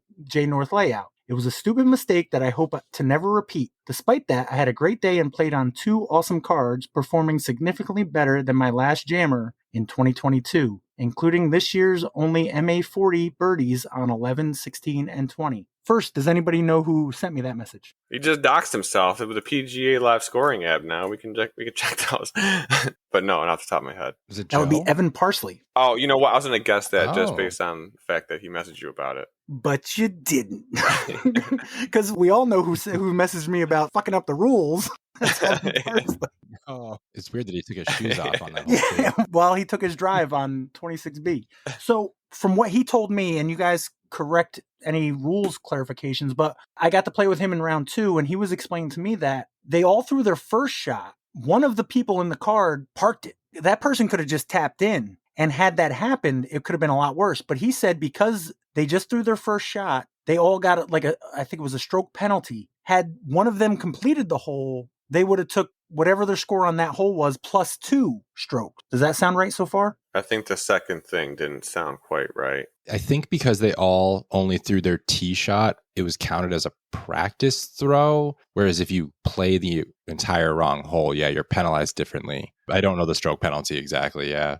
Basically, it would have been a much bigger penalty had somebody completed the hole. But since nobody did, I believe he said it was a 1-stroke penalty. And he said that Jason, and this is what I wanted to talk to Jason about, was you had a question about what hole does it go to? And I'm not sure. We may have talked about this before, but correct me if I'm wrong. So I talked to Jeff about it. Actually, he mentioned it to me that in the PGA scoring app, there's like a penalty you can put outside of the holes. So it doesn't get applied to the hole. Yeah. Because you had said that it could affect the averages for the holes, right? Right. Yeah. Similar to, like, I guess if you were to turn in a scorecard that had the wrong score, you would add 2 penalty points that aren't really assigned to any hole. So does that sound right? The 1 stroke, or as opposed to if they completed it? Yeah, so in PDJ, that's called a misplay. And so if you tee off from the incorrect lie, that's a 1-stroke penalty. And then if you proceed to play the entire hole and hole out, that's a different misplay. That's 2 strokes. Yep, that's what I was just reading. So a misplay is not a practice throw, but a misplay from an incorrect lie, like teeing off from the wrong tee pad, you get 1 penalty throw. If you finish the hole, then that's considered non-sequential play, and you get 2 penalty strokes for that. Okay, so it's just 1 extra stroke. It doesn't count the throws that you made. So it's still bad, but not. Well, so actually, I guess it would. That's funny. They have extra hole and okay. So non-sequential play. So for that instance, that would be considered an extra hole because we don't actually ever play that hole in a layout. So the player has completed a hole that is not part of the course for that round. 2 penalty throws are added to the player's total score, and the throws made on the extra hole aren't counted. Aren't counted. Okay. Are not counted. Yeah. Okay. Well, that's good to know. Yeah, there's some weird misplays that happen. There was one a few years ago. I think it was Josh Wynn playing Minekill, went to the wrong drop zone and holed out. So, had he just played from the wrong spot, it would have been a 1-stroke. But because he holed out, I think it was 2. I don't remember. It's been a while. No, that's cool. It's good that we've got a clarification for it. I just wanted to bring it up to highlight it. For me, it just caused a backup. Mm-hmm. But it's disc golf. I was kind of up until that point. I was like, wow, we're, a little bit slow, but we're not too bad. Round 2, I saw a lot more of Justin Mucelli than I've ever seen in my life. Not that that's a bad thing. That was a good thing. The other issue that I think popped up with the 2 layouts taking a much different duration of time, the starting times for round 2 were pretty different. I don't remember what time the pool A and pool B started. I didn't interact with the people on the other layout because our lunch was 100% offset. People on lunch from the other layout, literally, they walked into people playing still. I was walking off after round 1 and people were going to their tee pad for round 2. Yeah, people definitely interrupted the last 2 cards that were closest to the road, on hole 17 and 18, literally just walked right down the fairway while people were finishing their round on North. A couple people were like, are we going the right way? Because there were a lot of people, and it actually got me thinking. I'm like, no, that's not possible. We're heading towards the road. We can't, there's nothing that they can be going to. And then we kind of dawned on us. That was crazy. I mean, it makes sense. Yeah. And Jeff even acknowledged it in his post-tournament comments about having to consider the North. Can you switch to East-West? I don't know. I'm just throwing it out there, but. Those were overlap. Those layouts actually overlap. Yeah, they share a hole. But there was somebody that thought they were starting at 2:15 or whenever our pool started, and they were actually supposed to start at the earlier time. Oh, wow. And by the time they realized that, they were at the pavilion with Jeff and saying like, "Oh, they've already played like 3 holes," and then Jeff like drove them out to the hole that they were going to be on, which that really sucks. I think they were doing pretty well in the tournament, and then I had to deal with that. But And then you get what, par plus 3 for the 3 holes he missed? plus Plus 4. Oh, all right. So that sounds basically probably the same thing I took on those 3 holes. I had one blow up hole, but that was just me being dumb, stubborn, where you're just throwing through that tunnel. It's like a low ceiling. Mm-hmm. There's those trees that are like Right more than halfway. Yeah, 33. Yeah, I got through them, but I got caught up in the trees behind that. And instead of just pitching out, I tried to get hero shot, and I ended up taking a 6. That was actually the one hole I saw you on. I was on hole 7. I looked over and you were about to be putting on 33, and I'm like, yes, Pat, let's go. Here we go. You're going to make this, and I'm going to... Oh, and my one dink. Oh, you saw my one dink putt? Yeah. Oh, man, yeah, that was for 5. If it was for 3, if it was for 4, I would have been fine, but it was for 5, and I totally just flubbed it. It was the one bad one I felt about all day, and it was because it was for double as opposed to, just a single. I putt better for par than I do for birdie. I saw you doink it. I'm like, I'm not going to say anything. Yeah, it was hideous. But I did want to ask Jaimen about the Glitch World Championship qualifier at Jenkinsville. What is a glitch? It's like a catch disc that MVP makes. It became super popular. That it was kind of dropped at the same time that Simon signing with MVP happened. And he put it right in his bag and was actually using it on legitimate shots. So people kind of realized that it's like actually a pretty useful disc in some situations, at least. So it just kind of like took off. It's been, I think, one of the more popular catch style discs that all the companies have, kind of like the Sonic. Can't think of any other ones right now. Polecat is probably the oldest similar one. Yeah. Polecat, Birdie. Have you ever thrown it before, the glitch? Little bit. I've got one, but like I actually brought it out on Sunday just so I had an extra one in case I needed it or anything like that. And I had to like fish it out of the basement. So it's not a disc that's in my bag. It's not even a disc that was in my car, but I have definitely played catch with them before. They're fun. They're a lot more stable than a lot of the catch discs. They're all super light. Like I think the heaviest ones that I've seen are like in the mid to high 150s, but they throw really well. You don't have to worry about flipping it over too much. They're a lot of fun. So how'd the Glitch World Championship qualifier at Jenkinsville go? It went well. Jacob Dunbar and Amanda Dunbar are 2 like rising, aspiring tournament directors that they put a lot of thought into everything and really make sure that they've got all their boxes checked when they're running tournaments. So very smooth tournament. Check-in went well. They used UDisc for scoring. This is the first time I've used UDisc for scoring like for the entire tournament in a while. So it was pretty cool to see how efficiently that worked. And everything went really well. They did a great job with the tournament. And it looks like you just beat out Randy Bemis to win the MPO division. He was charging towards the end. I birdied like, I think the first 5 holes. And then I just kind of like sat back, birdied a few more here and there, got 1 bogey, but like didn't do too much really honestly after the first 5 holes. I feel like, I don't know, Randy, you can speak more about it, but I feel like you were getting some of the longer ones. I didn't realize until they said it at the end that you were bogey free through the entire thing, which was super impressive considering some of those holes were pretty long. Yeah, it felt like you basically took me out in those first 5 holes. Maybe I had a birdie putt on most of I don't know. In those first 5 holes, I definitely had birdie putts, but was like figuring out how to putt with the glitch and like caged a few. So I don't know. After those first 5, I was definitely in the mindset of like, you had it. You drained a bunch of long putts in those first 5 holes. And I was kind of just chilling and throwing a glitch in the woods.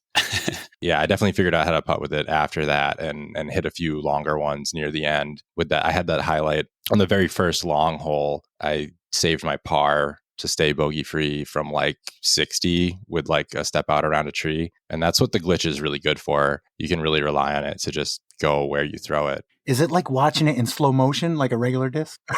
Oh yeah, it takes forever to get to the ground. On the longer holes, like when you just send one, it doesn't make sense like how long it takes to fall out of the air. It's in like a straight line. It is just like parachuting down to the ground. No skip or anything? No. And that's the real reason I don't bag one. Like I really like the glitch, but if you miss your angle at all and you throw it straight and flat, it will not hyzer. And I feel like disc golfers are just tuned to like watching their disc slow down and hyzer out. That's the real reason I don't bag one, is just you can accidentally throw it dead straight. So like when you're expecting the fade, it just doesn't happen. So it looks like Zeb Ferguson won the AM division. Lisa Lundquist won the female AM division. FPO was won by Savannah Burke, and Jaimen Hume by 3 strokes over Randy. Does that mean you're qualified, and are you going? Yeah, so I'm qualified. I don't know all of the details on like how to register for it, but I will. I'm definitely planning on going. It's on a Friday, which is a little bit tricky, but it's worth it, I think. And it's free entry into the Glitch World Championships? Oh. Yeah. I don't even know, like, there's virtually no information that I can find on it. I could like look and see how it was done last year, but I think that like all of it was done differently. So I don't know how much any of that applies. But yeah, it's happening on, I think it's September 14th. And that's literally all I know besides where it's happening. Are there any events that you have scheduled or that you think about on September 14th, other than that, obviously? Nope. Now, I assume they're going to send a car for you and hotel stay and spa vacation. No. But no, that's awesome. Heck yeah. All the division winners go? There was AM divisions and pro divisions. The pro divisions were playing for the spot in the tournament, and the AM divisions were just playing for fun. Nice. Who ran that? Jacob Dunbar and Amanda Dunbar ran that. And they also, I'll throw this out there for them, they announced that they're going to be doing a circuit challenge at Crandall on August 24th. Good to know. Just to quick put it in there, Greater Hartford Disc Golf Open and American Flying Discs Open are September 13th through 15th. That's right. There's always a bunch of like big 3-day A tiers at the beginning of September that I can't play. And then you also need to schedule around states. Yeah. States is the 7th and the 8th. All right. I got a very quick quiz if you guys are up for it, but if you're not, I understand that as well. I do a quick quiz. Yeah, I'm good. I'm good ready. with quick. Jaimen, Glitch World Champion, why don't you pick your partner? I'm going to have to go with Corey. He's on a hot streak, baby. So Jammer and Glitch winners. Ish. Oh, yeah. Almost. It was a glitch that you didn't win the Jammer. yeah, there you go. I got to say, if I could choose one of them, I would choose taking second at the Jammer to winning the glitch thing. Oh, by the way, I don't think you mentioned it, Pat. My cash streak is broken. I don't like to bring up bad stuff. I don't look at anything before anything. So when I looked at the Jammer results, I was like, oh, shit, I ain't bringing that shit up. I'll own it. Like I said, my mental game has gotten a lot better in recent years. You missed it by 1 stroke. Is that correct? Missed it by 1 stroke. Yep. Who can we blame it on? Actually, it's my own fault. No. That's not the answer I was going for. Okay. Who put the OB stakes on hole 13 at JPark? You got Kyle Hurst. Oh, no. Wait, which stake? I don't know the answer to that question, though. Wasn't me. So there's some stakes that wrap around the back of the green, and there's a cedar tree in the middle of the OB line. The bush thing? No, it's a cedar tree. It's like a bush but tall and then a tree. And not a bush at all. You might see it if you're looking for it. It's like on the OB line, and Kyle was either inbounds or out of bounds, but that stupid fucking tree was directly in between the stakes, and it was so wide that like actually figuring out where the line was impossible. So like this is our last hole on the north. I am just trying every single thing I can to get off of that course. And we're looking at it. We can't figure it out one way or another. So I was just like, it's inbounds. Like we can't say definitively that's not because there's a stupid fucking tree here. It's inbounds. Like, can we just get off the course? So I called him inbounds. And if I had called him out of bounds, I would have been tied for last cash.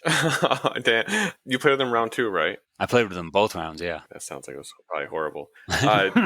No, I think playing with me both rounds was horrible. What hole did you guys start on South? Hole 3. Didn't he drain some big ass putt on hole 2 for birdie? On hole 2, it was like a decent putt. It wasn't that big. His putting was stupid. It was fucking stupid. The entire South layout. I'm actually looking at the holes right now. It was holes 5, 6, and 7. He canned like at worst 70 footers to go 2 down through those 3 holes when any normal human on a normal day would be 1 over on those 3 holes.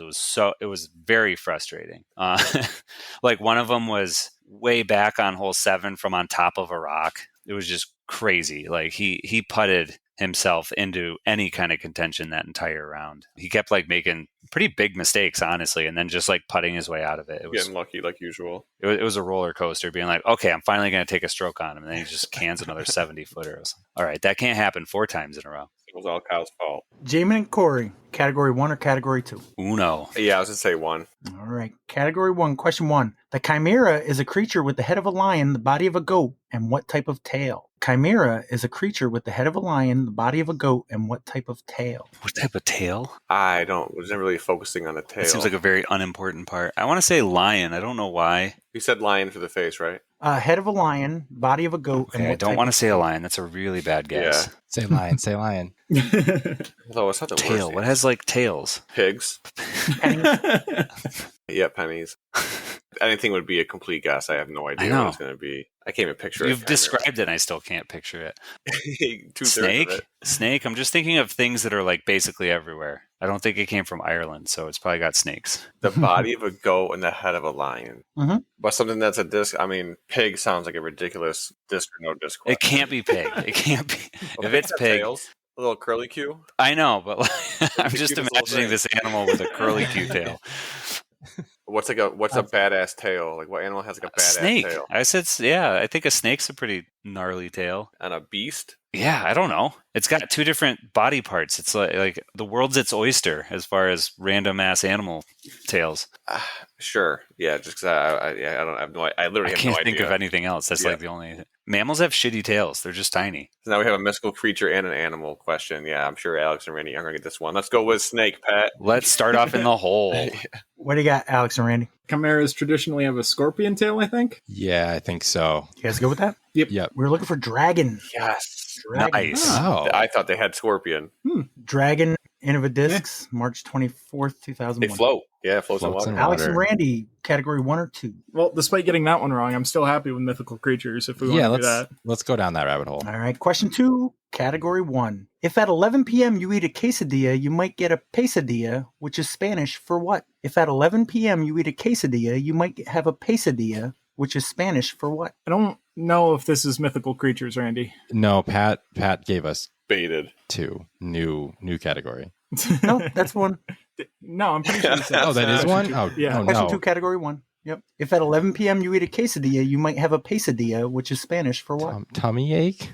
Maybe. Oh, nightmare. I don't If speak you eat, like, Spanish. junk food Quesadilla late- is like cheese wrap. Pesadilla is like paste wrap. I don't know what it means. Well, nightmare is also tortilla. like a mythical creature, so that's where my mind went. And like, if you eat junk food late at night, you might get nightmares. That's like a thing. I don't speak any Spanish. I'll go with nightmare. You guys I good? think so. Is the nightmare a disc? Whoa. I know the category. Is the nightmare a disc? Feels like it should be a disc. I have nightmares when I play all the time, so Yeah. let's do it. Sure. I it's a disc. feel good about yes. I'm sorry, no. Dang it. Jaimen and Corey, what do you got? Oh man, I don't know if I want to use that whole. The theme is not going to help me know the freaking answers. I think. Jamie, do you want to do 1 or do you want to do 2? I like 1. All right, let's just stick with 1 then. Let's write it out. Sticking with 1. Question 3, category 1. What 2000 comedy follows the quest of 4 college friends on an 1,800-mile trip to retrieve an illicit tape mistakenly mailed to a girlfriend? What 2000 comedy follows the quest of 4 college friends on an 1,800-mile trip to retrieve an illicit tape mistakenly mailed to a girlfriend? 2000 comedies. Is it Spy Kids? No, I don't know if I know the theme, but I also expected this to not help. I think you're right. I think you're right with the theme. But I don't know what. I need at least a little hint with the movie. It's from 2000. Mm. It's a comedy. 4 college kids. Or 4 kids, 4 friends? Can you hear the question one more time? I'm going to stop trying to reconstruct it. What 2000 comedy follows the quest of 4 college friends on an 1,800-mile trip to retrieve an illicit tape mistakenly mailed to a girlfriend? Oh man, I'm gonna hate when I hear what the answer is for this one because the plot kind of seems familiar, even though I was just a wee tyke when it came out. I'm sure when you were a wee tyke, you were watching illicit tapes, so I have no sympathy. That might have been LimeWire days. I don't know. I got nothing. Absolutely nothing. Sorry. Yeah. Oh wait. No. Road trip. Road trip? All right, that sounds freaking perfect. You go with that, Jaimen? Yes. Is the road trip? Yes, I Nice. did it. Oh man. There is Gotta love one person in LimeWire. particular that is going to love this quiz. Is the road trip a disc? It sounds pretty bad. Sounds like a bad. Yeah, I'm going to say no. Yeah, I say no. You are correct. Yes. All right, that was your regular question. So, Alex and Randy, category 1 or category 2? I don't think I know. Category Not surprised. I don't. Yeah. Should we dip into 2 then? Yeah. Let's see what's in store for us. All right, question 1, category 2. What nickname was given to Jack, whose actions resulted in the 1888 resignation of Scotland Yard Commissioner Charles Warden? What nickname was given to Jack, whose actions resulted in the 1888 resignation of Scotland Yard Commissioner Charles Warren? Jack the Ripper. Oh, that's fun. I have no idea. That sounds like the right time frame, though, right? Yeah, it seems like the right time frame. We're talking about a nickname for Jack. Oh, that's a good disc name. Let's go with it. Yeah, I feel good about that. Is the Ripper a That sounds so good. You know, throw my Ripper. Yeah, I mean, it sounds like a good disc name, but I've definitely never heard of one. No, I've never heard of it. I don't know. Let's go yes. Yeah, I think I said yes for Nightmare and I was wrong, so I'm letting you take the fall on this one. Sure, let's go yes. Throw my Sounds Ripper. good. There's nothing specifically called the Ripper. There's the Cloud Ripper, but there's also the Jack the Ripper, so I'm giving it to you. Cloud Ayo. Ripper STM Disc Golf, January 16th, 2023, and Jack the Ripper Fly High Discs, February 6th, 2015. Nice. All right, Jaimen and Corey. Well, actually, now I feel like I can take either one of these categories. So do we go number 1? That might be harder if they're ordered that way, or do we go number 2 since I had last question so far? I like that. Let's go number 2. All right. I just want to point out that I have to do question difficulty plus disc difficulty, so it never really works out the way I want it to. We have to stick some type of... But I will give you question 2, category 2. A phrase for steroid-provoked anger may have led to what phrase for other driver-provoked anger? A phrase for steroid-provoked anger may have led to what phrase for other driver-provoked anger? Road rage? Yeah, right?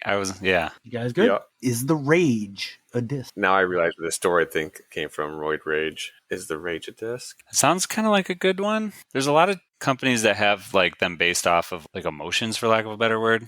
I would be more surprised if it wasn't a disc. I say yes. Okay, let's go with yes. Gateway Disc Sports, March 8th, 2007. I got Jaimen and Corey at 4, Alex and Randy at 3. Sure. With a question Exactly. in hand. Alex and Randy are a question behind. What category would you guys like? I don't know either category. Yeah, I got nothing. Stick with 2. Sure. All right. Question 3, category 2. According to a Creedence Clearwater Revival song, where were Willie and the Poor Boys playing out in the street? According to a Creedence Clearwater Revival song, where were Willie and the Poor Boys playing out in the Is street? it in the rain or is this a place? I feel like we're looking for a place. All right, what if the category is just R words? I literally have no idea. Yeah. The only thing that comes to mind is like playing in the rain. That's all I got. Could I hear the question one more time? According to a Creedence Clearwater Revival song, where were Willie and the Poor Boys playing out in the street? I've got nothing. Nope, I got nothing else besides the rain. In the With the rain, rain? sure. Yeah, What do you got, Jaimen and Corey? yeah.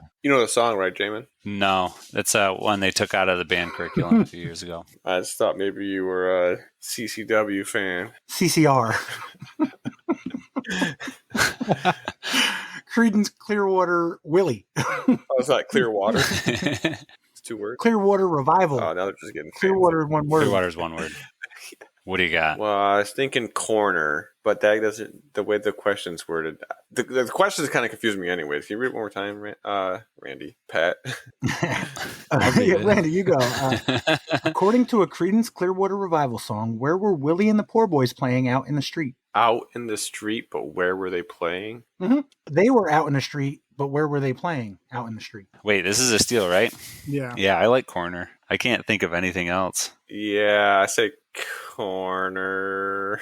The corner? Yeah. I'm like, I have a song in my head, but I don't actually know if it's CCR. Sing it. No, it's the next part goes in Winslow, Arizona. Standing on the corner in Winslow, Arizona. Such a fine sight to see. That was the Eagles. Damn it. Not that I should be helping so you, much but sense. you know. That sounded like I a think hint. you've already given your answer. I was already because you stuck got on nothing corner, else. yeah. We'll take the corner. We were looking for down on the corner, out in the street. Will and the Poor Boys were playing. As soon as Corey said corner, I'm like, oh, I know exactly what song we're talking about, and I know the lyrics. But you still don't know I the couldn't place theme. it. Is the corner a disc? I feel like it's a lightning disc. Like one of the old ones, like the number 2 slice or whatever. I don't like corner. the word as a disc, but if you're making up references, then I'll take it. I'm buying. You're selling. Okay.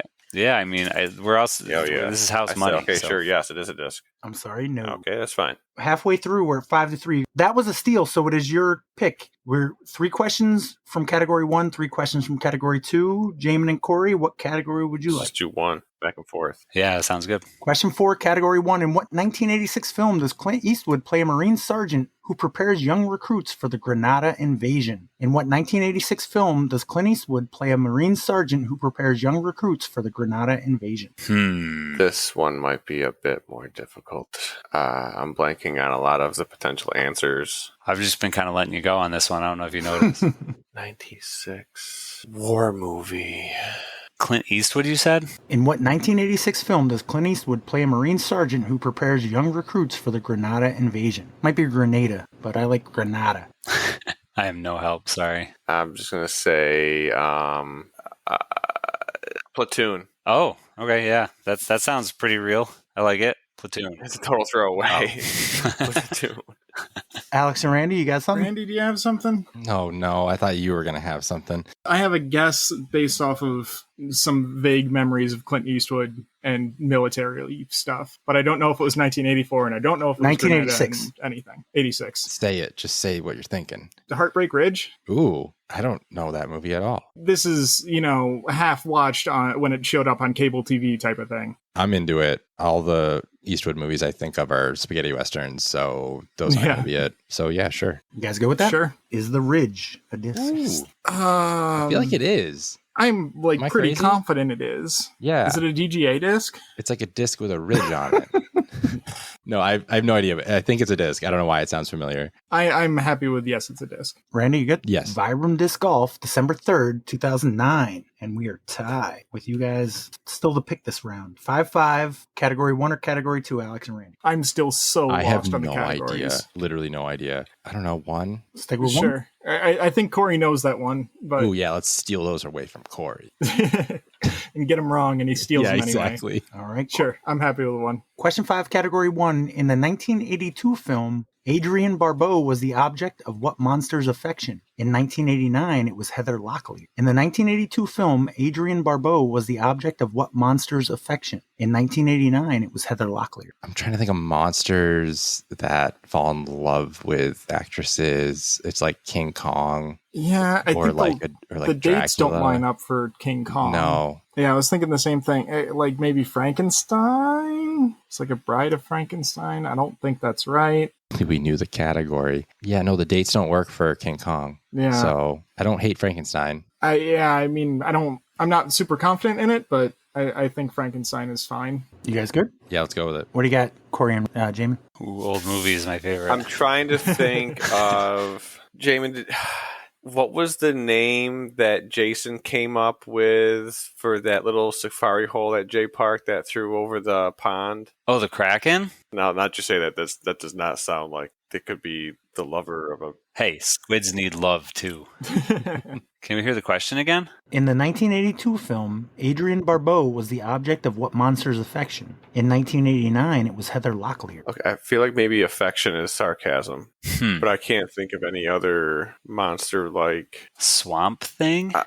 Does that sound like a monster? I don't know what else to. A swamp thing? That's what I think it is. It's It a does monster, sound right? monster-like. I do maybe like that better than a squid. Yeah, swamp thing. All right, let's go with it. Is the Swamp Thing a disc?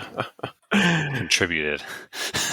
With Heather Locklear, it was Return of the Swamp Thing. Okay. Ah. Yeah, I say There's no. got to be a no, right? No. You are correct. That was a steal, right? So category 1 or category 2, Jaimen and Corey? Was that in category 2 or category 1? That was category 1. There's It was one one. question left in category 1, 3 in category 2. Yeah, let's just finish it out, Jamie.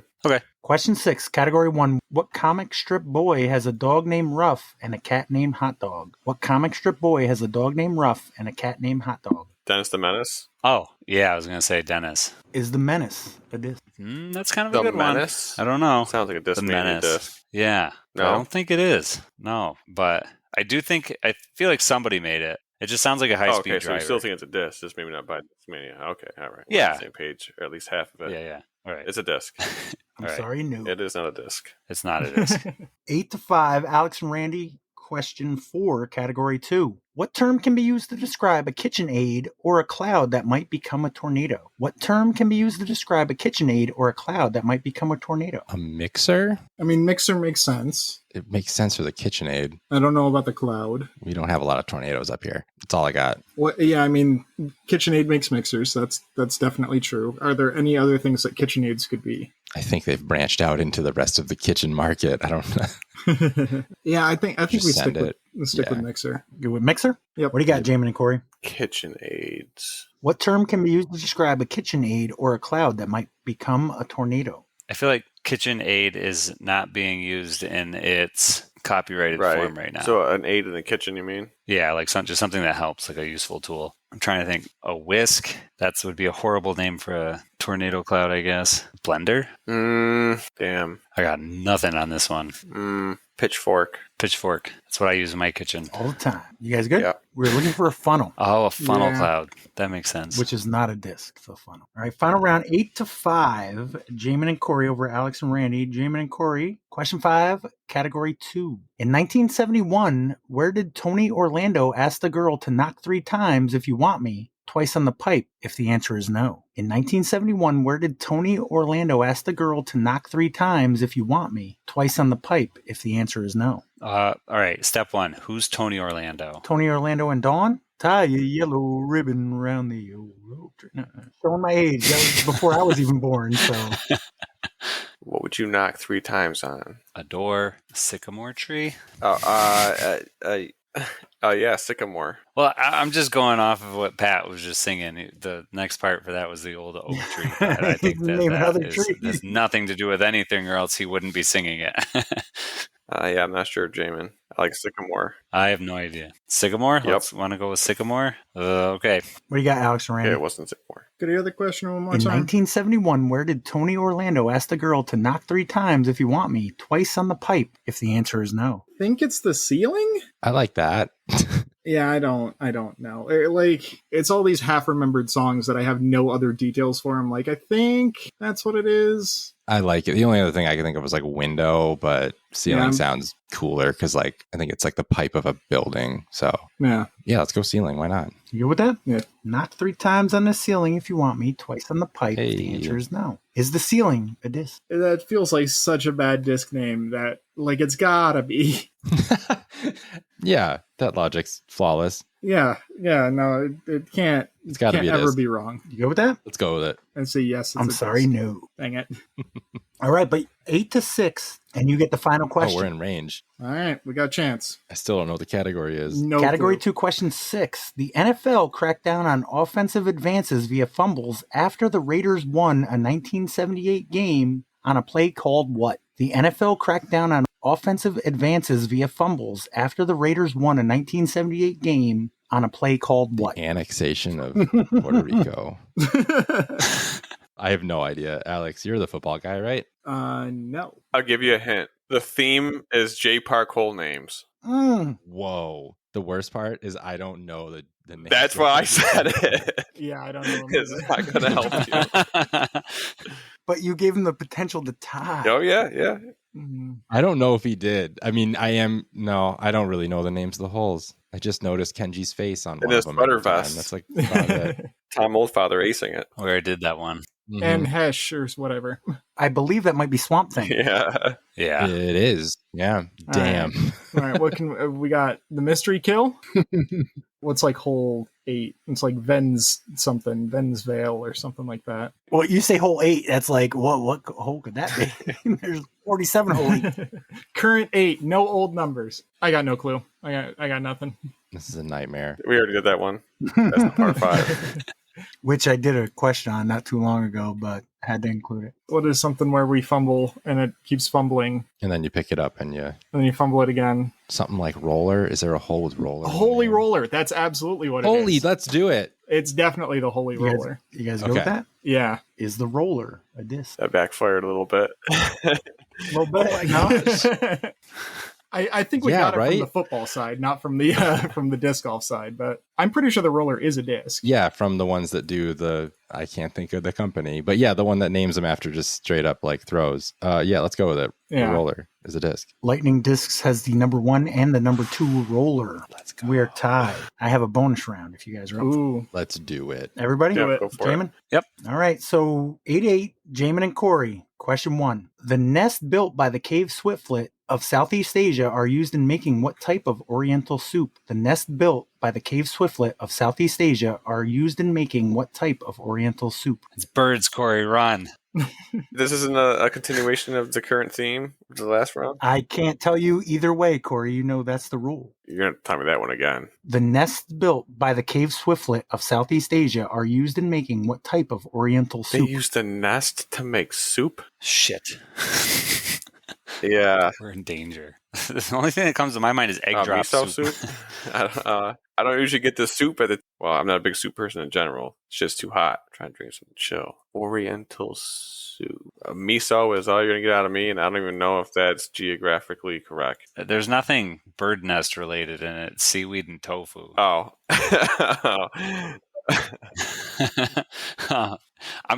The only thing that I can possibly think of is egg drop soup, and that's like not a good answer, but it's, you know what I mean? It's an answer. You guys good with that? Sure. Yeah. What do you got, Alex and I Randy? got to hear the question again. The nests built by the cave swiftlet of Southeast Asia are used in making what type of oriental soup? Bird's nest soup. I also was just thinking bird nest soup. Is this still JPark holes? It could be. I don't know. This is the bonus round. I can't say either way. I know. I figured you wouldn't answer me. Is there a hole called the bird's nest? I mean, like, what other popular soups are there? Like ramen. They don't use. I haven't had a bird's nest in my ramen so far. Dude, I don't know. I liked egg drop. That was good. Egg drop would have been my guess. I feel like bird's nest is too on the nose. He said the word nest. Yeah, I feel like that's probably not right, but it's the only thing that's coming to mind. Yeah, me too. My first thought was just bird nest soup. Why not? It's going to be obvious when we hear it too. Is there another word for bird's nest? Airy. That's not what I was thinking. I mean, that's kind of another word for bird's nest. Nope, I got nothing beside bird's nest. Sure, let's go with bird's nest. Is the bird nest? It is freaking JPark hole still. God Is damn it it. really? Oh gosh. All right. Is the bird's nest a disc? That sounds like a terrible disc name. I agree. It's not a good disc name. I don't know the rules of overtime though. So I think I'm happy with no. yeah, let's go no. You are correct. All right, you get question 2. Synonyms for base include support and what word which you put a person on proverbially when they have no flaws. Synonyms for base include support and what word which you put a person on proverbially when they have no flaws. Pedestal? Pedestal. Is that hole 36? I don't know. Let's go with it. I'm Pedestal. happy with pedestal. Is the pedestal a disc? No. Corey doesn't think it's a disc.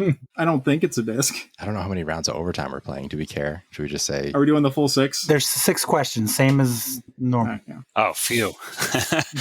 It very much does not feel like a disc. I'm happy with no. okay, yeah, no. All right, you are correct. Question 3, Jaimen and Corey. What is the name of the private disc golf course owned and operated by Morgan Wright, a local disc golfer who built the course by allowing people to adopt fairways and sponsor pins and play for free if they do? What is the name of the private disc golf course owned and operated by Morgan Wright, a local disc golfer who built the course by allowing people to adopt fairways and sponsor pins and play for free if they do? I believe that's Heiser Creek. Is this a trick? And I Heiser also Creek. feel like Pat just ripped that off of the Discap webpage for the course. Word for word. Is the Heiser or the Creek a disc? The roller is, I feel like the Heiser would be also. I'm a little bit thrown off in the fact that he's also tossing in potential for the word creek. He's playing this like Yeah. is the Wanna say creek no?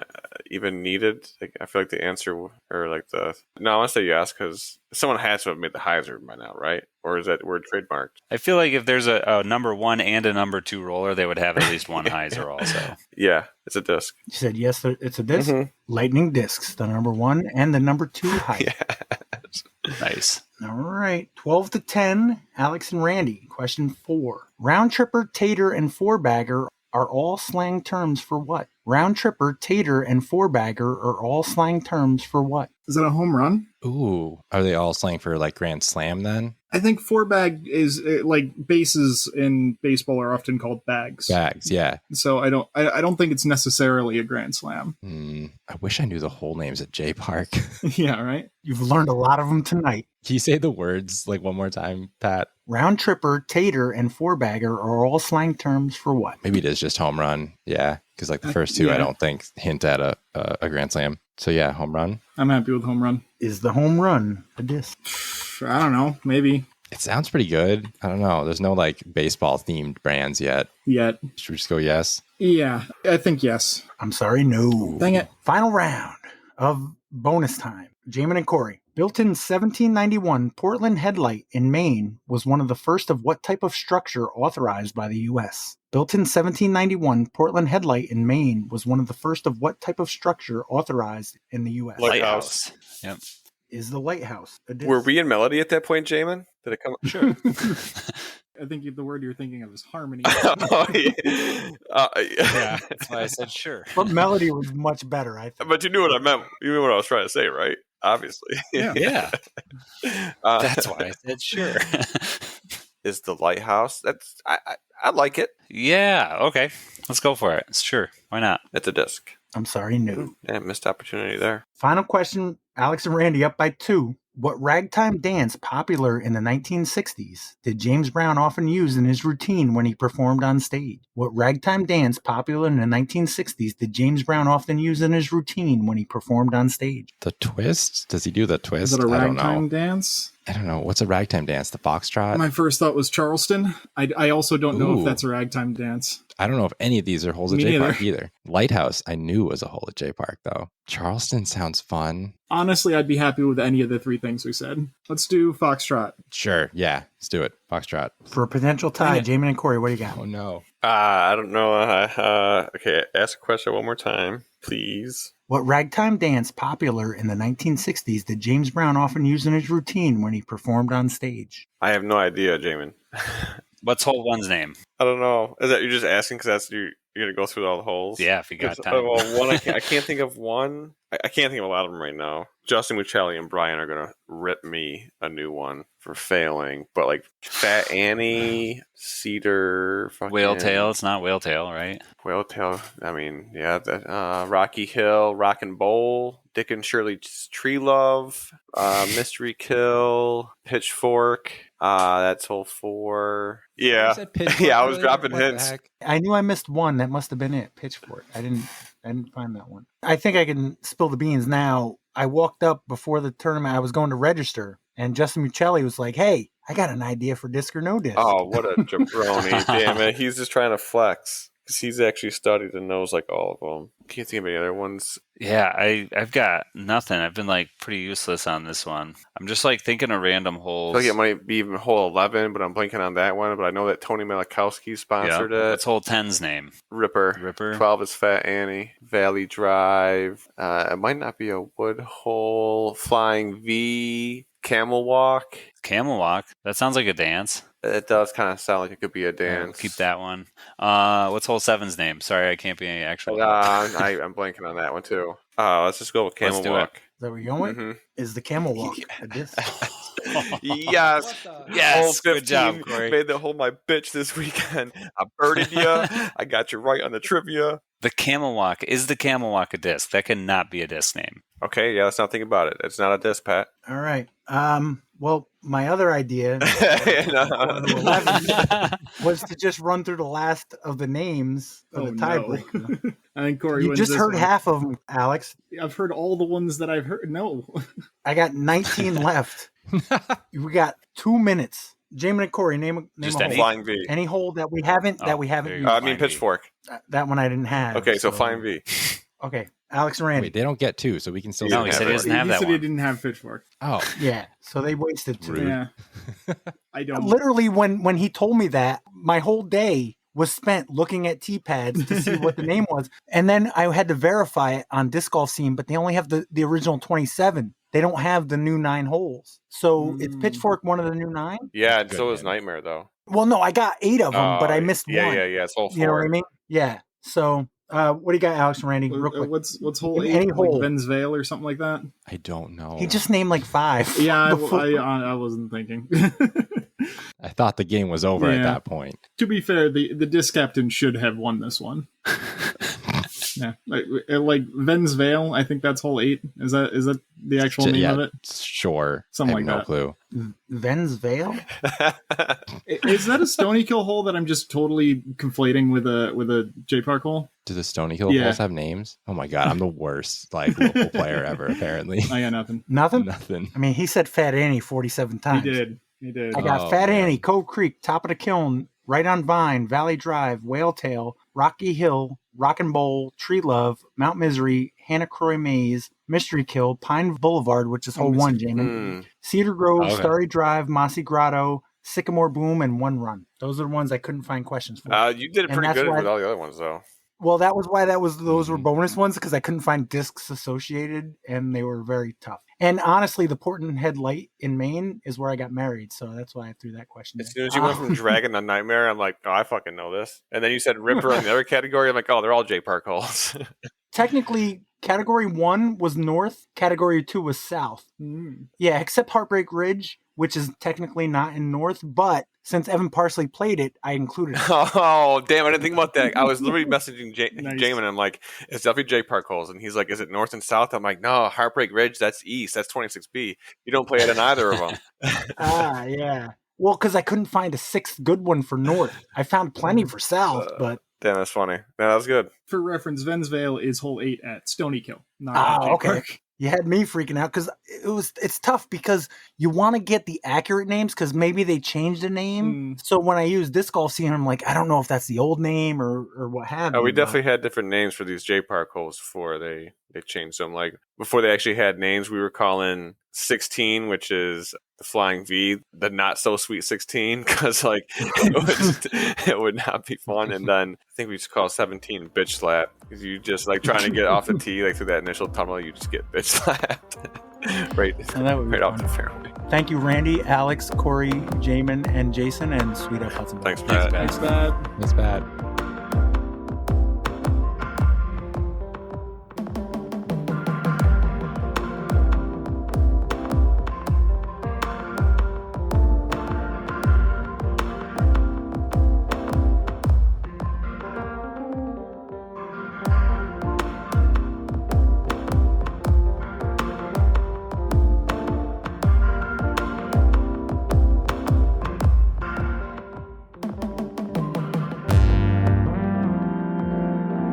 But oh, go ahead. No, you just said so I went. See, that's the problem, though. I always delete those. So even though that's funny, Someone's gonna hear me go in between. It'll I was make gonna it say happen. maybe I'll put it at the very end, but